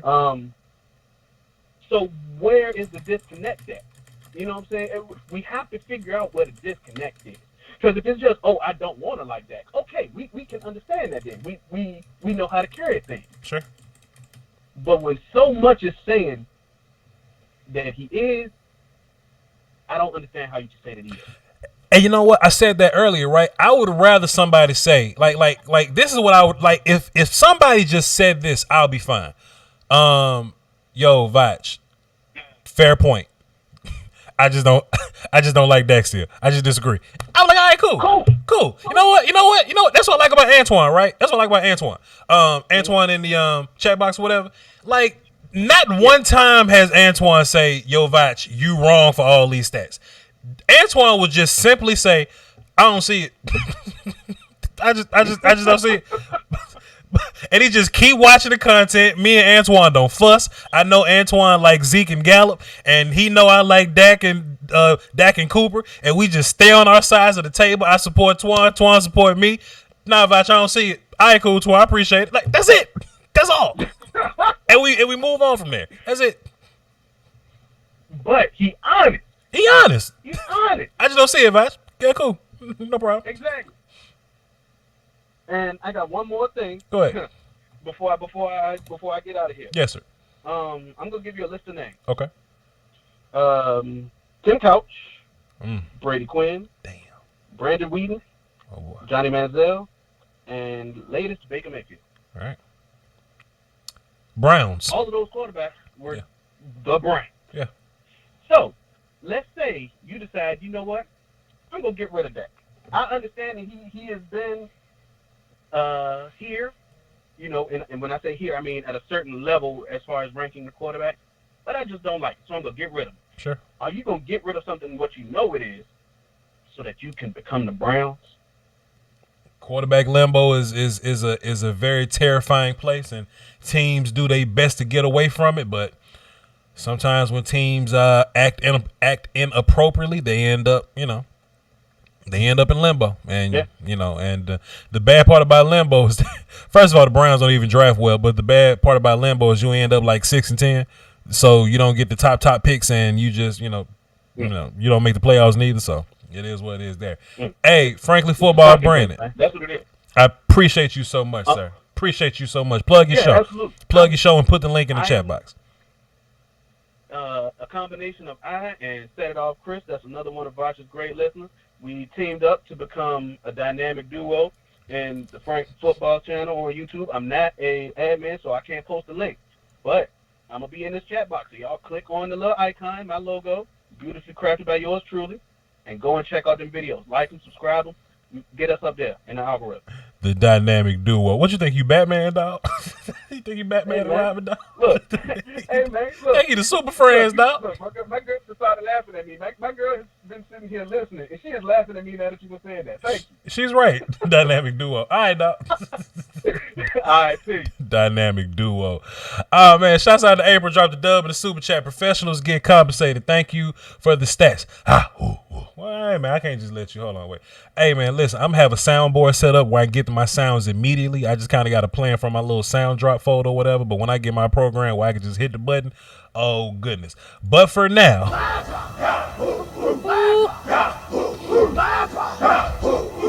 thank you, April Ann. All right, Brandon, I just added you as a moderator, so post your link, fam. Post your link to your channel. Y'all go check them out. All right, so we got 100 grand up next. Twitter Brandon on deck. Drummer Cam is in the hole. Then after that, we're going to get Adrian up here. So let's go 100 grand. 100 grand, what's happening, my guy? Now, why you got that goofy ass dude on the phone, man? Don't know shit. Nobody's goofy, sir. Listen. Listen, man. Damn. He watched too much TV, so he's influenced. Damn. That's why his mind is like that. If they was pumping Dak Prescott up in the media, he would be pumped up too. He's influenced, man. He don't even know what he's talking about. I'm listening to him. No, he don't know what he's talking about. Get his goofy ass off the phone. 100 grand, this is a safe place for me to give people my thoughts, opinions, and perspectives, sir. And I can bring stats to the table. Whether they wrong or they right. Whether they wrong or they right. It's a safe place for interaction, 100 grand. You're not going to talk to my callers like this. I know you. Look, I understand you all privileged and you ain't have to wait too long. You jump to the top of the list and all that. I understand. I get it. But you ain't even talk to my callers like this. They my callers too. Right, damn. But anyway. I'm just, I'm just listening and I'm like, dog, what quarterback can take trash and elevate them to the Super Bowl? Tell me who did it. Tell me when. Man. And when I say trash, I'm not just talking about the receivers. We got a defense that's a part of the team. We got a special teams that's a part of the team. We got a kicker that's a part of the team. Come on, man. But see, 100 grand, watch this, though. This what I don't hate. I love Dak Prescott. But I at least understand what they saying. I think it's improbable for them to want a quarterback that can uplift everybody. But can you imagine if we had a quarterback that can make Lucky Whitehead look fantastic? I want that dude too. Where he at? What team he on? You just gotta create them and put all the sliders up and import them to you. Yeah, go ahead. They want a quarterback that every time he touches the field, it's a touchdown. That's what they want, and that don't exist. Sure. It don't exist. Like you forget the defense is out there too, and they give up points. Like Dak could go score a touchdown, 7-0. Defense come back, they give up a touchdown. Sure. You know what I mean? Sure. Then Dak, Zeke don't catch the ball. Somebody fumbles. Defense go out. Defense give up some more points. Sure. Defense is just trash that game. They blame it on Dak. It ain't Dak, it's the defense. Can't stop nobody. Like, I feel like people that got this opinion, they don't know football. They don't understand that the defense is out there too. They don't understand that the special teams is out there too. They don't understand that the offensive line, you got full starts going on. Now instead of you being 3rd and 5, you're 3rd and 15. Messes up everything. You expect that? We third and 25. Let me go out there and throw this 45-yard bomb. It don't happen like that. That's not how this works. Sure. But yet, Dak needs everything to be perfect around him in order for it to work. What quarterback don't? Tell me how Tom Brady looked last year, people. And I don't want to hear, he's old now. Before that, Tom Brady could just take people out the stands. What happened last year? Who carried that team? It wasn't Tom Brady. Damn. But to you people that don't know football and only watch what ESPN and Fox Sports 1 tell you, that's what you believe. Mm-hmm. You people are sheep, man. Damn. Do the research. Get your own mind. Look at the games yourself. Then realize it's not just the quarterback that win games. Damn. In Minnesota, Dak was tearing them up. Jason Garrett wanted to give Zeke the ball to win the game, and what happened? We lost the game. That ain't Dak's fault. That Jason Garrett wanted to run the ball with Zeke when we could have did an RPO or something and scored the touchdown to win the game. Damn. Same thing in the Saints game. Damn. We had the Saints. Come on, man. Win drop, Zeke fumble or whatever, whatever. Yeah, sure. The Patriots, phantom calls. Hurricane. Never took. Hurricane. But they blame that on Dak. Dak went out there and did that. Right. Come on, man. Like, you people kill me, man. For real, yo. Like, do your own research. Have your own mind. Stop being sheep. Because ESPN and them say Dak trash, y'all come out there and say Dak trash. Do your own research, man. We have a smartphone. You know what? Let me ask you a question on 100 grand. I want to ask you, but I'm asking the chat box at the same time. So chat box, I would like for y'all to, to just kind of answer this as well. Because I've been seeing a little bit of both, and it's so weird to me. Is Dak overrated or underrated? Because I see a lot of people just either calling Dak average or he's not good or he's whatever. But I also see a lot of people saying Dak is overrated. Now, if you're overrated and underrated, then you probably underrated or whatever. You know what I'm saying? So, chat box, I want y'all to answer, but also 100 grand. Like which one is it? Because he can't be both. There's no way he could be both. He's underrated, man. Okay. Underrated. I've seen Dak from the beginning, man. I've seen him. Okay. He's gotten better. Everybody talk about Lamar Jackson. Lamar Jackson. He won MVP. How many times did Dak run the ball last year? Compared to 2016 when he took the league by storm, just like Lamar Jackson did last year. Sure. You know what? That's fair. Dak had a Lamar Jackson type season. He's had one of those.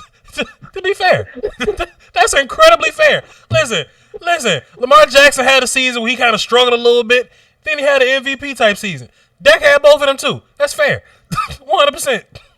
Okay, that makes sense. And he did the same thing that Dak did in 2016. You don't believe me? You watch film, go back and look.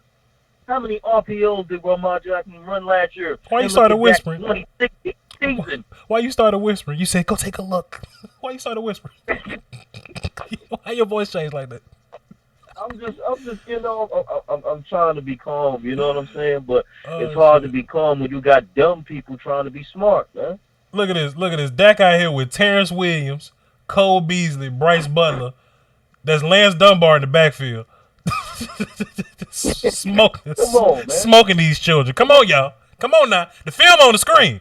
Hey, man. Hey, look. The film on the screen. This ain't for decoration. This ain't for decoration now. Come on now.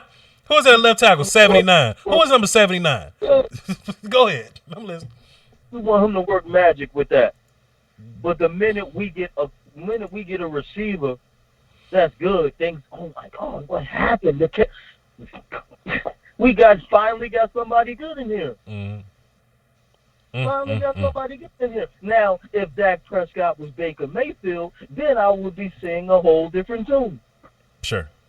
And for you guys that don't understand what I'm saying, because some of you guys are dumb, Baker Mayfield got an outstanding cast, and he can't do nothing with it.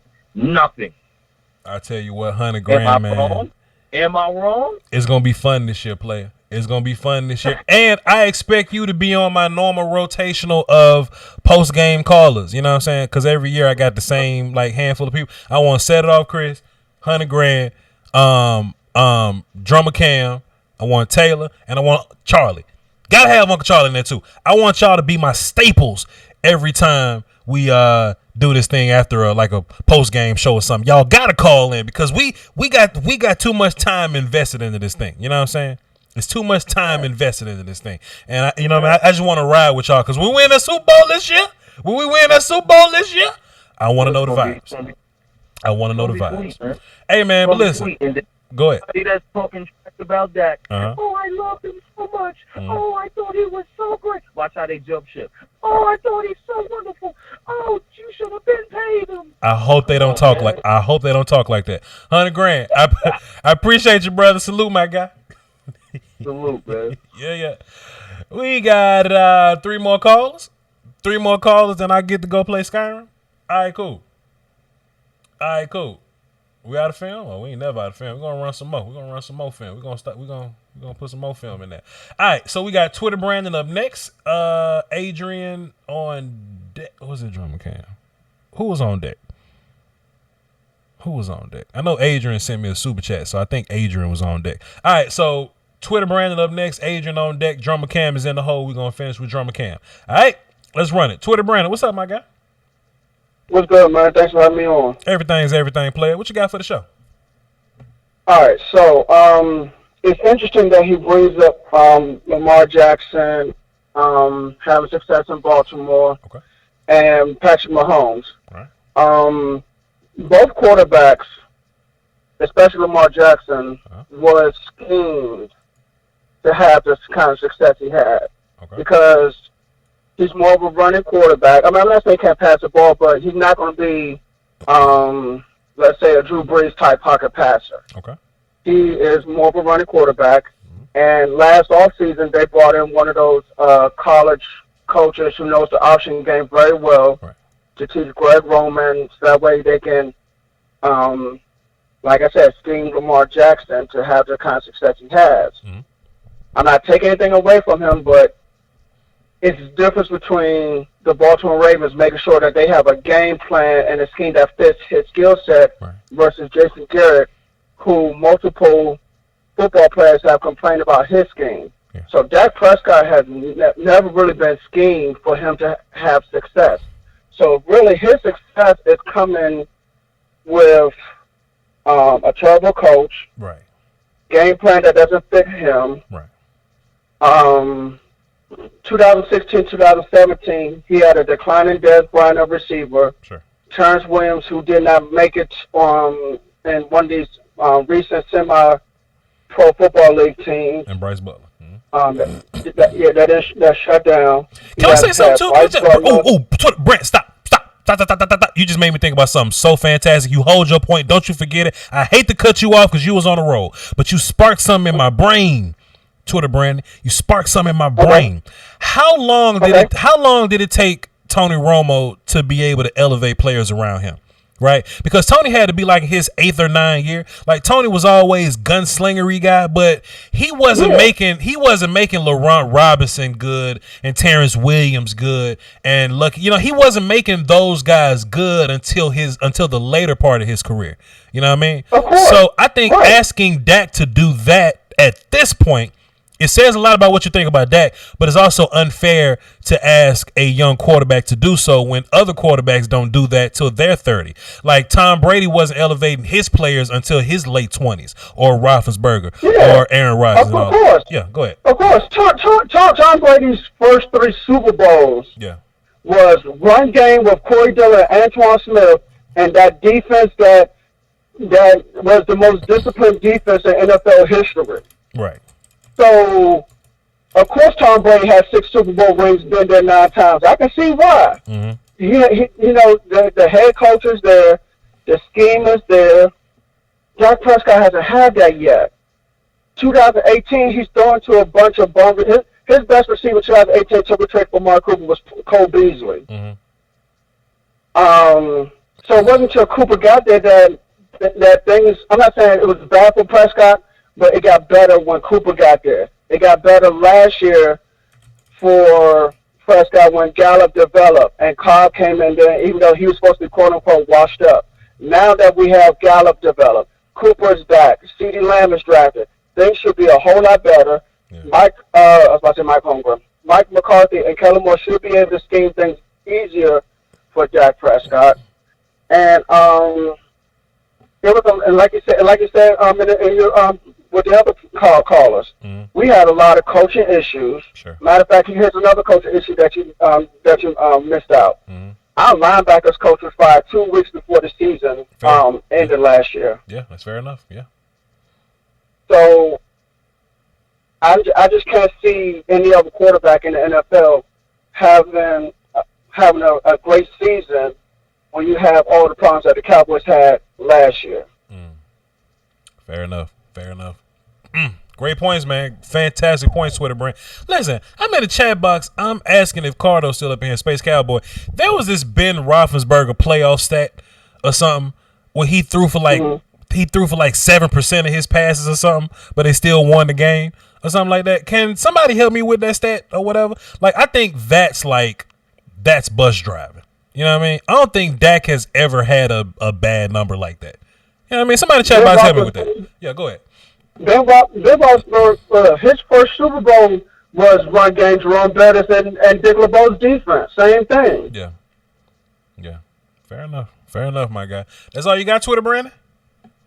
I'm just throwing Troy Aikman's name in there. He really had his success when North Turner became the offensive coordinator. Scheme. Sure. Damn, man. This was a great call, man. Twitter, Brandon, you got something you want to plug, bro? You want to plug your Twitter or something? Sure. I know my name on Twitter is Brandon Williams, but I got like a bunch of different numbers, so I'll have to look that up and plug it in next time. All right, Brandon Williams with all the numbers on Twitter. Brandon Williams 6725 20. All right, my guy. Like I've been locked up. No problem, man. Great call, man. Thanks. Salute for the call. All right, peace. Great point, man. Cowboys did fire their linebacker. Was it Ben Bloom? I think, or was somebody? Nah, because Eberflus went to the Colts, and then it was Ben. Yeah. So Ben Bloom got his Jesus, man. Oh man.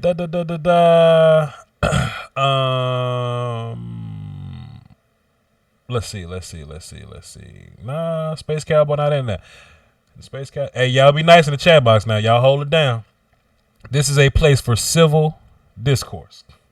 The key word in that is civil. Do not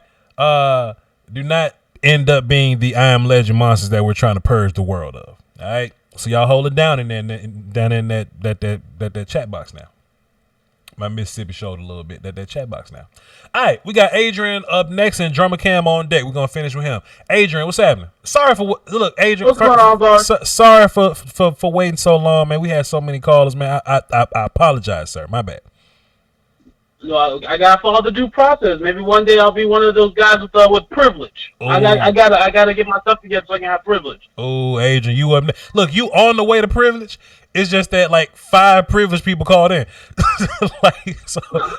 It's like Brandon Space Cowboy 100 grand. Like we had a privilege lineup. So my bad. I know. I had to wait my turn. It's all good. But, my bad. Go ahead. It's just people. It's just one of those. This last season was just one of those seasons where it was just we didn't have balls bounce our way. We didn't have people stay healthy when we need them to stay healthy. And then our coaching staff was fighting against us the whole year, and yet we still went 8-8. Mm-hmm. The only thing that Carson Wentz had to deal with last year was the fact that all of his wide receivers kept going ouch all season.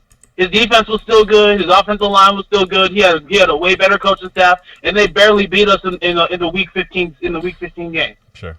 It's like week 14 game.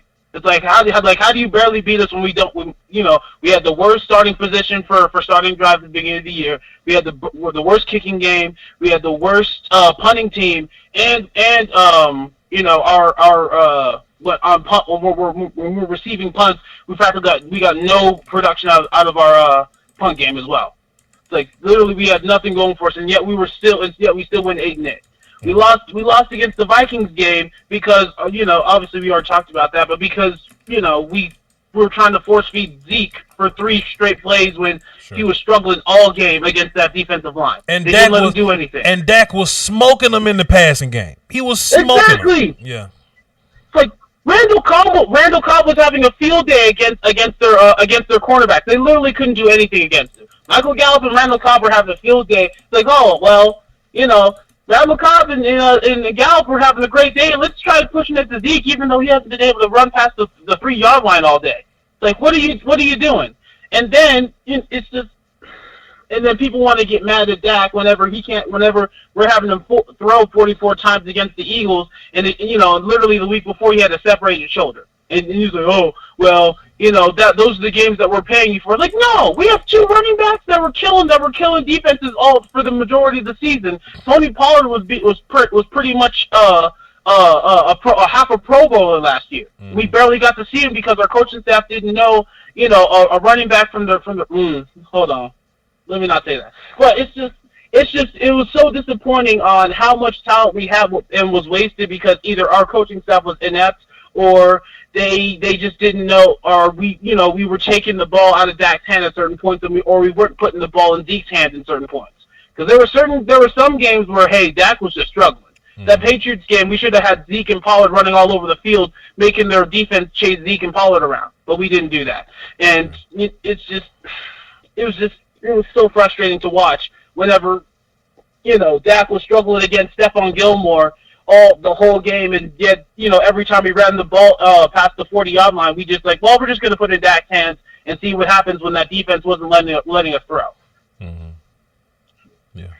Fair enough, man. You know what? There's a lot of little things that we could have done differently last year, but that's what kind of, makes me feel really good about this season is that those small things that either didn't need to happen or they can be fixed. I think they will be fixed.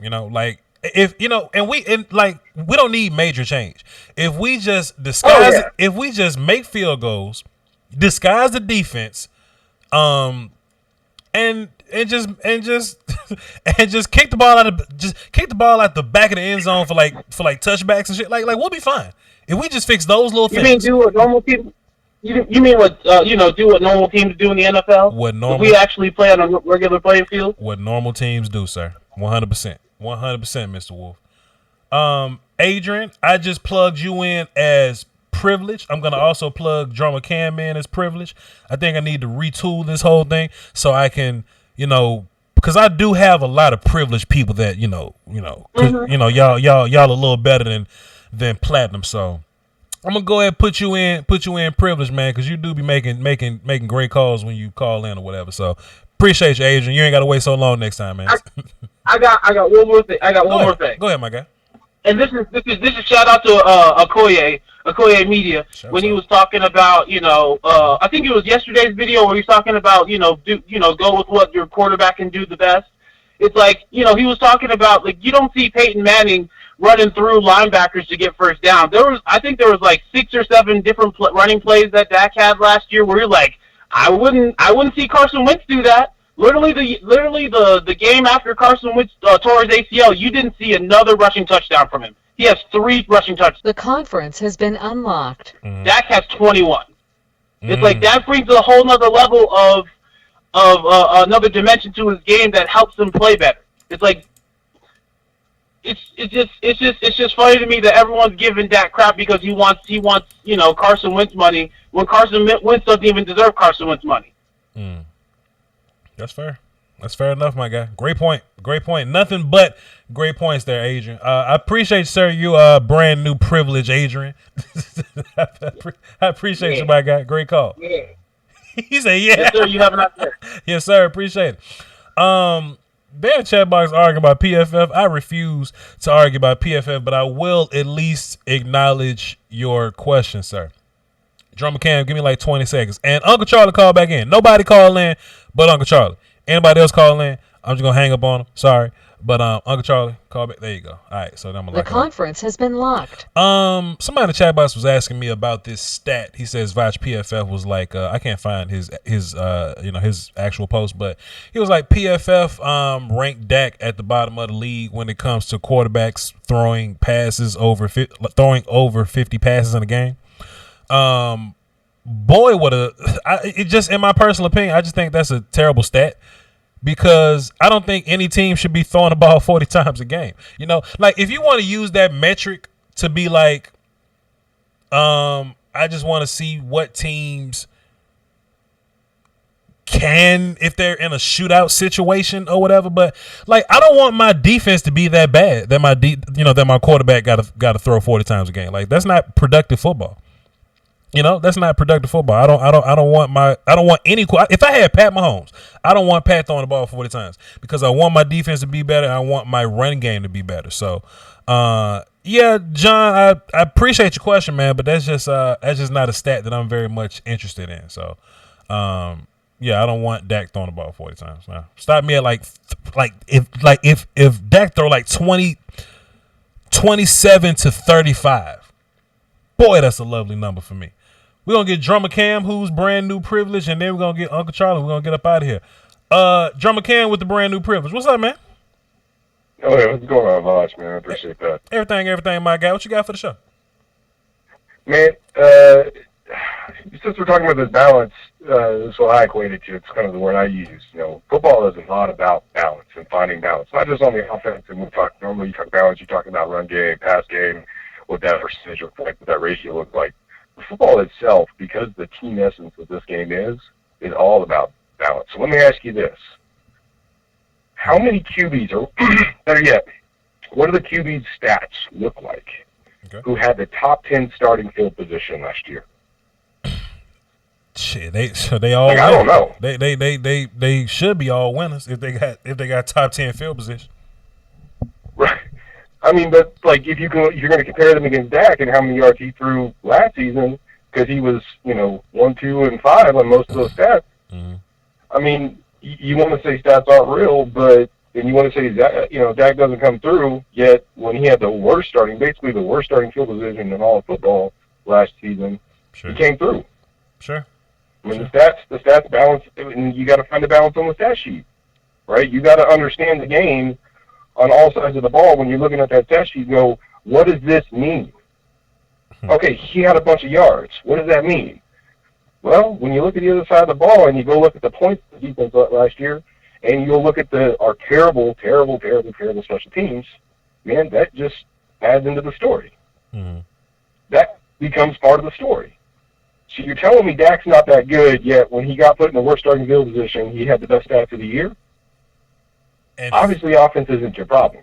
And that's very, very important. People like field position is such an underrated stat, man. You need that more than where you start the drive is so important. That's why kickoff is incredibly important. Like kick the ball out the back of the end zone so the other team can get the ball at the 20 so they can drive 80 yards. 80 yards is a long time. But if I'm a pro offense and I get the ball at the 40, that is huge. Yeah. I mean, all of them starting at the 40, like 2020 season. Mm-hmm. Yeah, you better watch out.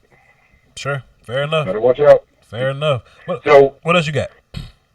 Yeah, I only got a few things, but to quote the great Royce the 5'9", never let someone who is not as smart as you gas you up and tell you something you never knew. Great quote, dog. Great quote. Say it again. Say it again say it again in case they wasn't listening, Drummer Cam. Let me for the people in the back. Let me never let someone who's not as smart as you gas you up and tell something you never knew. There you go. Talk to him. Man, if you know you put in the work, and you know you put in the time, and you watch all the good content out there, and you're not watching those 4-letter, 3-letter channel networks, and you know what's up, like, don't worry about these fans. They're going to handle it themselves because like you said, these guys are going to flip. That's just the nature of it because they are out there watching the media. They are out there responding to people like Stephen A. Smith. Like, come on, man. Mm-hmm. But let me change it. Let me change this real quick, all right? Let me ask you a question that this hasn't been brought up yet. Go ahead. Not that I'm aware of. Does our O-line depth scare you at all? Are we one injury away from being in trouble in our O-line? The depth, not really. I don't, So, of course, if Tyron Smith goes down, nobody's Tyron Smith. Right. But Cam Irving as or is it Fleming?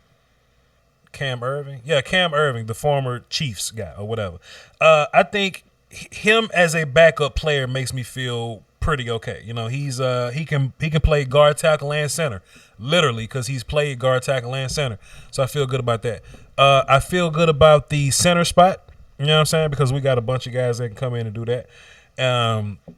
Like I said, I don't feel super great about it, but the problem with offensive line is that it's not a bunch of offensive linemen in the league that you feel great about in general. Right. You know what I'm saying? So, I don't think nobody has great depth. You know what I mean? Like the Saints maybe, but I think the depth that we have is like the standard for what offensive line depth is. Honestly. All right. That's fair. I just knock on wood, I'm not wishing this on anything, but sure.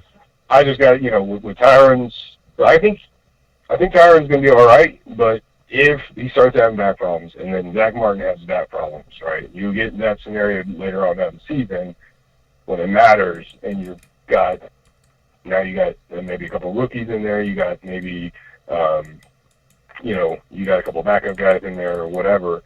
I don't want to see this thing that we've got going right now, this thing that's starting to brew and come together. I don't want to see it come down the road and we can't push through those. But I was just kind of concerned. I forgot about us signing Cam Irving, but that's I was looking at from the rookies and what we had. So all right, that sounds good, man. Last thing, I was putting my thinking cap on, my Voch cap on. Okay. And I got to thinking about our team. Okay. And I thought it was really interesting, which you use your words here. I thought it was really interesting that we got two random-ass players that want to be a Dallas Cowboy. Uh-huh. So Sure. Go ahead. I was like, there is no connection to these guys. None. And I'm not even going to say their names because I'm tired of this shit, but I'm just going to try to put this to rest right now. You know when you got, like, a new fly-ass ride and you're driving around and you show up at your friend's house or whatever, and then you got these random people like, hey, man, hey, my guy, can I get a ride? Mm-hmm. You got a new fly-ass ride going around, and you got some random folks who are friends of friends of friends like, hey, man, can I get a ride? TLC said it best, I don't want no scrubs. I want guys like Big Dog. Like, don't come here. I'll tear your ass if you come in here. So I want someone defending us like Big Dog. So the two players that Drummer Cam is talking about just recently in the news or whatever, we have two defenders that would like to be Cowboys. I don't know how true it is, but I'm not, whatever. But like I'm more so talk about it when it happens, guy, or whatever. But he's talking about Jamal Adams and Clowney or whatever. Here's my stance on it. If anybody asks, if you offer me a pass rusher that I don't have to give up draft picks for, and I only got to pay him for 1 year, then we can boogie. If I got to give up multiple draft picks and maybe a player to go get a box safety and pay him big money over a long period of time, I'll take the pass rusher that I just got to pay for 1 year. Every day of the week. Pass rusher is more impactful than box safety, in my opinion. The Clowney's signing number probably may be cheaper than Adams. I'm not, I don't know for sure, but I think he would sign for cheaper. Plus, I get to keep all my draft picks by signing Clowney. Mm-hmm. So that's my thoughts on it. Do I think either happened? I don't know. I don't think so. But if I had to pick, I would rather sign Clowney than to trade and go get Jamal Adams. But I think if you look at and I think this is something Cowboys fans are missing, and this is my point. All right, you got two random dudes who want to come to your team. What does that say about your team? That you a damn contender is what it's saying. Shit, they ain't going to the damn Browns. Shit. So that's all I got, man. That's all I got. I'm gonna leave it right there. What does that say about your team if you got two random dudes trying to get on it? They're actively trying to get on it, or we know one of them, but whatever. That's a fantastic point, Drummer Cam. I appreciate you, dog. Thanks for the call. Have a good one, man. Let me tell y'all something, man. I wouldn't pay Jadeveon Clowney like no stupid dollar amount, but if Clowney understands that this is a 1 year contract where you can just come in and get some big stats and kind of make your money next year, kind of like Robert Quinn did, we can boogie. We can absolutely boogie. Absolutely, Mr. Wolf. Do I think that's going to happen? No, I think Jadeveon Clowney is going to go get his money somewhere. But if we do get him, I wouldn't mind it. I wouldn't mind it at all. All right, let's wrap this show up. Let's get Uncle Charlie up in here and move on with our life. Uncle Charlie, what's cracking, man? Man, what's going on, man? Everything, Playboy. What's going on? Look here. How you been doing, brother? Man, life good, man. I can't complain, man. Just trying to, do my work in, put my head down, be humble, and, try to make this channel better and all that stuff. You already know how I be doing, Uncle Charlie. Well, ain't nobody great as that, Voch, than you. And I tried to get on another show last time, but I think you had a quick show. But let me get to my comment, because I know you got to get to work and you got things you got to do. And your time is very important, not just to me, but to the whole world. Let me tell you something, man. See, this not paying Dak Prescott his money. His money, his money. See, this make my ass itch, and I ain't got no itch cream.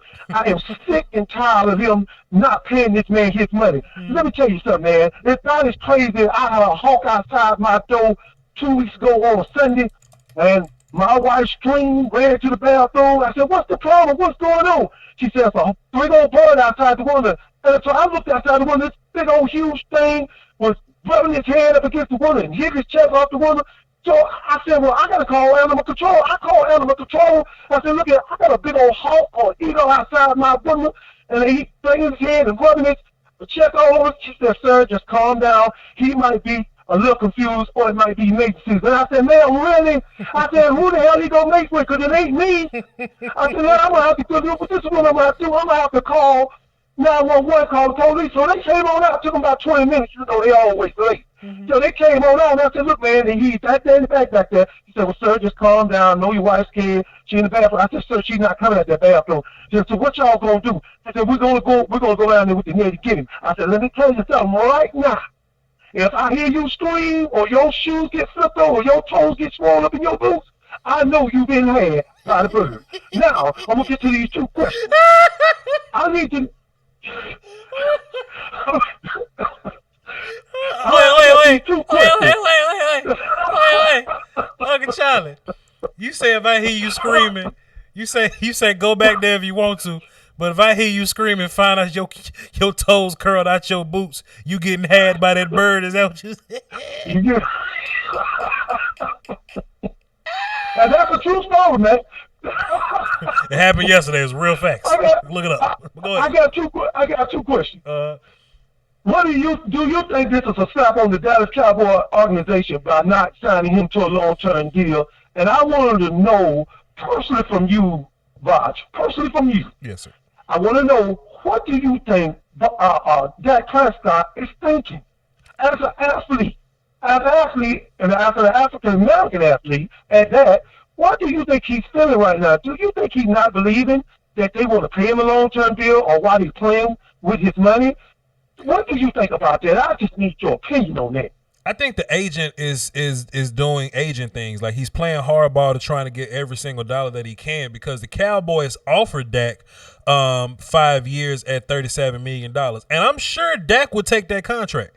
It's just that the agent is trying to get more money and more money, more money. So I don't want people to be mad at Dak. Like, this is like Dak not talking to the Cowboys. This is his agent doing this. So that's that. The Cowboys do want Dak because they want to make him the highest paid guy in the league. What I think it is now is, I think both sides can come to an agreement, because the Cowboys want to sign Dak, but if Dak signs the franchise tag, then they get Dak this year for $31 million. 31 is cheaper than $37 million. You can take that money and do something else with it. Also, we're in pandemic mode right now, so we don't know what the money's gonna look like. So Dak got guaranteed money right now. He got a big ass guaranteed contract right now. So what that does for Dak is that it gives him another year to just kind of play around, and if he wins, big, then he can get into that next bracket of money. He can get into the 40s if he wants to. And for the Cowboys, in this year where we trying to get as many people to win a Super Bowl as we can, we get Dak for one more year cheaper than what he normally would be. So it kind of works out for both. I just think Dak's agent is the one that's holding up this thing more than the Joneses is. Okay. So you know what, and that really kind of helps me, Voch. See, when you're sick, you go to the doctor. Yeah. And by me being sick with this information, I have to come to you as a doctor. Right. And you're the only one can issue that remedy for what I'm going through. So I just want to tell people during this pandemic, and in closing, I just want people to tell people in this pandemic, we all got to take care of ourselves, take our baths, eat right. Lord, was safe, go get some gum, some peppermint, because the lady stopped me coming out the store and asked me for the direction to Walmart. And her breath like to knock me down. I said, man, look now. I said, I don't mean no harm. I said, but Walmart down the road, about two miles down the road, make a right. I said, but when you get in there, I want you to get you some of that Christmas candy, ain't nothing but $1, put it in your mouth and swallow it whole, please, because you got to knock me down. She got to be from the Shaolin Temple, because her breath was kicking. So I want to tell all the Cowboy fans, I love y'all. I love you, Voch. You my nephew, man. You my brother in spirit, in love, in peace, and peace to the Cowboy family. I love everybody, and I hope everybody loves me too. And that's what I got to tell you, bro. They make his ass itch with no itch cream. Uncle Charlie, ladies and gentlemen. Appreciate it, Uncle. Yes, sir. Hey, let me tell y'all something, man. Sometimes you got to cut the phone off, man. Sometimes you just got to end the phones right there. You know what I mean? You just can't, man. I think I should get a little more credit for how I set these things up sometimes. Hold on, let me hold it down for Uncle Charlie real fast. Hold on, let me hold it down for Uncle Charlie.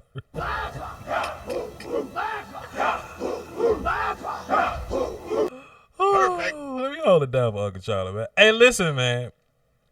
Listen. Fantastic show, y'all.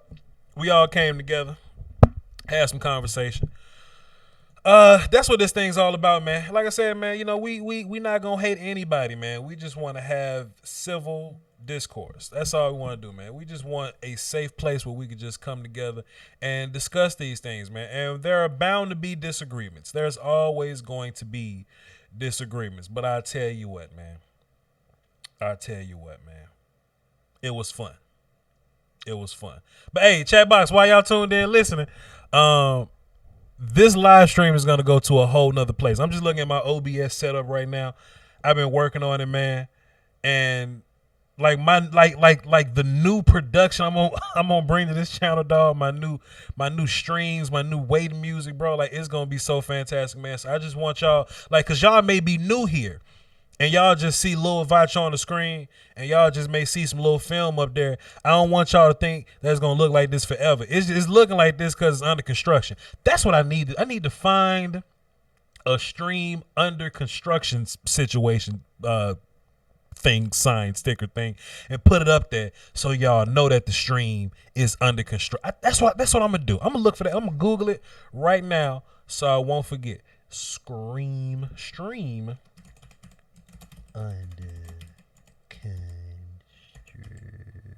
shit under. I'm sorry, under construction. All right, stream under construction. All right, so we're gonna do that. I'm gonna let y'all know. It's gonna be up on the screen. But boy, when it's time, it's gonna be fly, man. But I appreciate y'all for tuning in, man. This was a great show, man. Appreciate all my callers, man. Everybody that tuned into the show, everybody in the chat box in there gallivanting, everybody that agree or disagree with anything that we say on this channel. This is a safe place for us to all just kind of come together and talk, man. Shouts out to the super chatters. Adrian Lindsay dropped a deuce twice. He says, "Let me get this Voch. Tell that to Drew Brees in the past." Okay, I got it. Adrian was in the chat box letting people know where he stood with this whole Dak Prescott thing. And also shouts out to April. She dropped the whole dub up in there. She said professionals get compensated. I appreciate it. And I agree. All right. So with that being said, man, until next time, I ain't got no film for y'all today. I dropped a soliloquy the other day. Y'all go watch that if you haven't. My next film session probably gonna be like a Jordan Lewis type of deal. Probably be like a good and bad for Jordan Lewis. So we'll break that down and take a look at it. All right. I'm about to go play Skyrim because you can, when you got a new PC, you can play older games and mod them and shit like that. So I've modded the hell out of Skyrim. So I'm about to go play that after I go work out. Because Big Game James still talking crazy, all right? So y'all hold it down for the Doski Woski, the Peasky Whiskey, man. Till next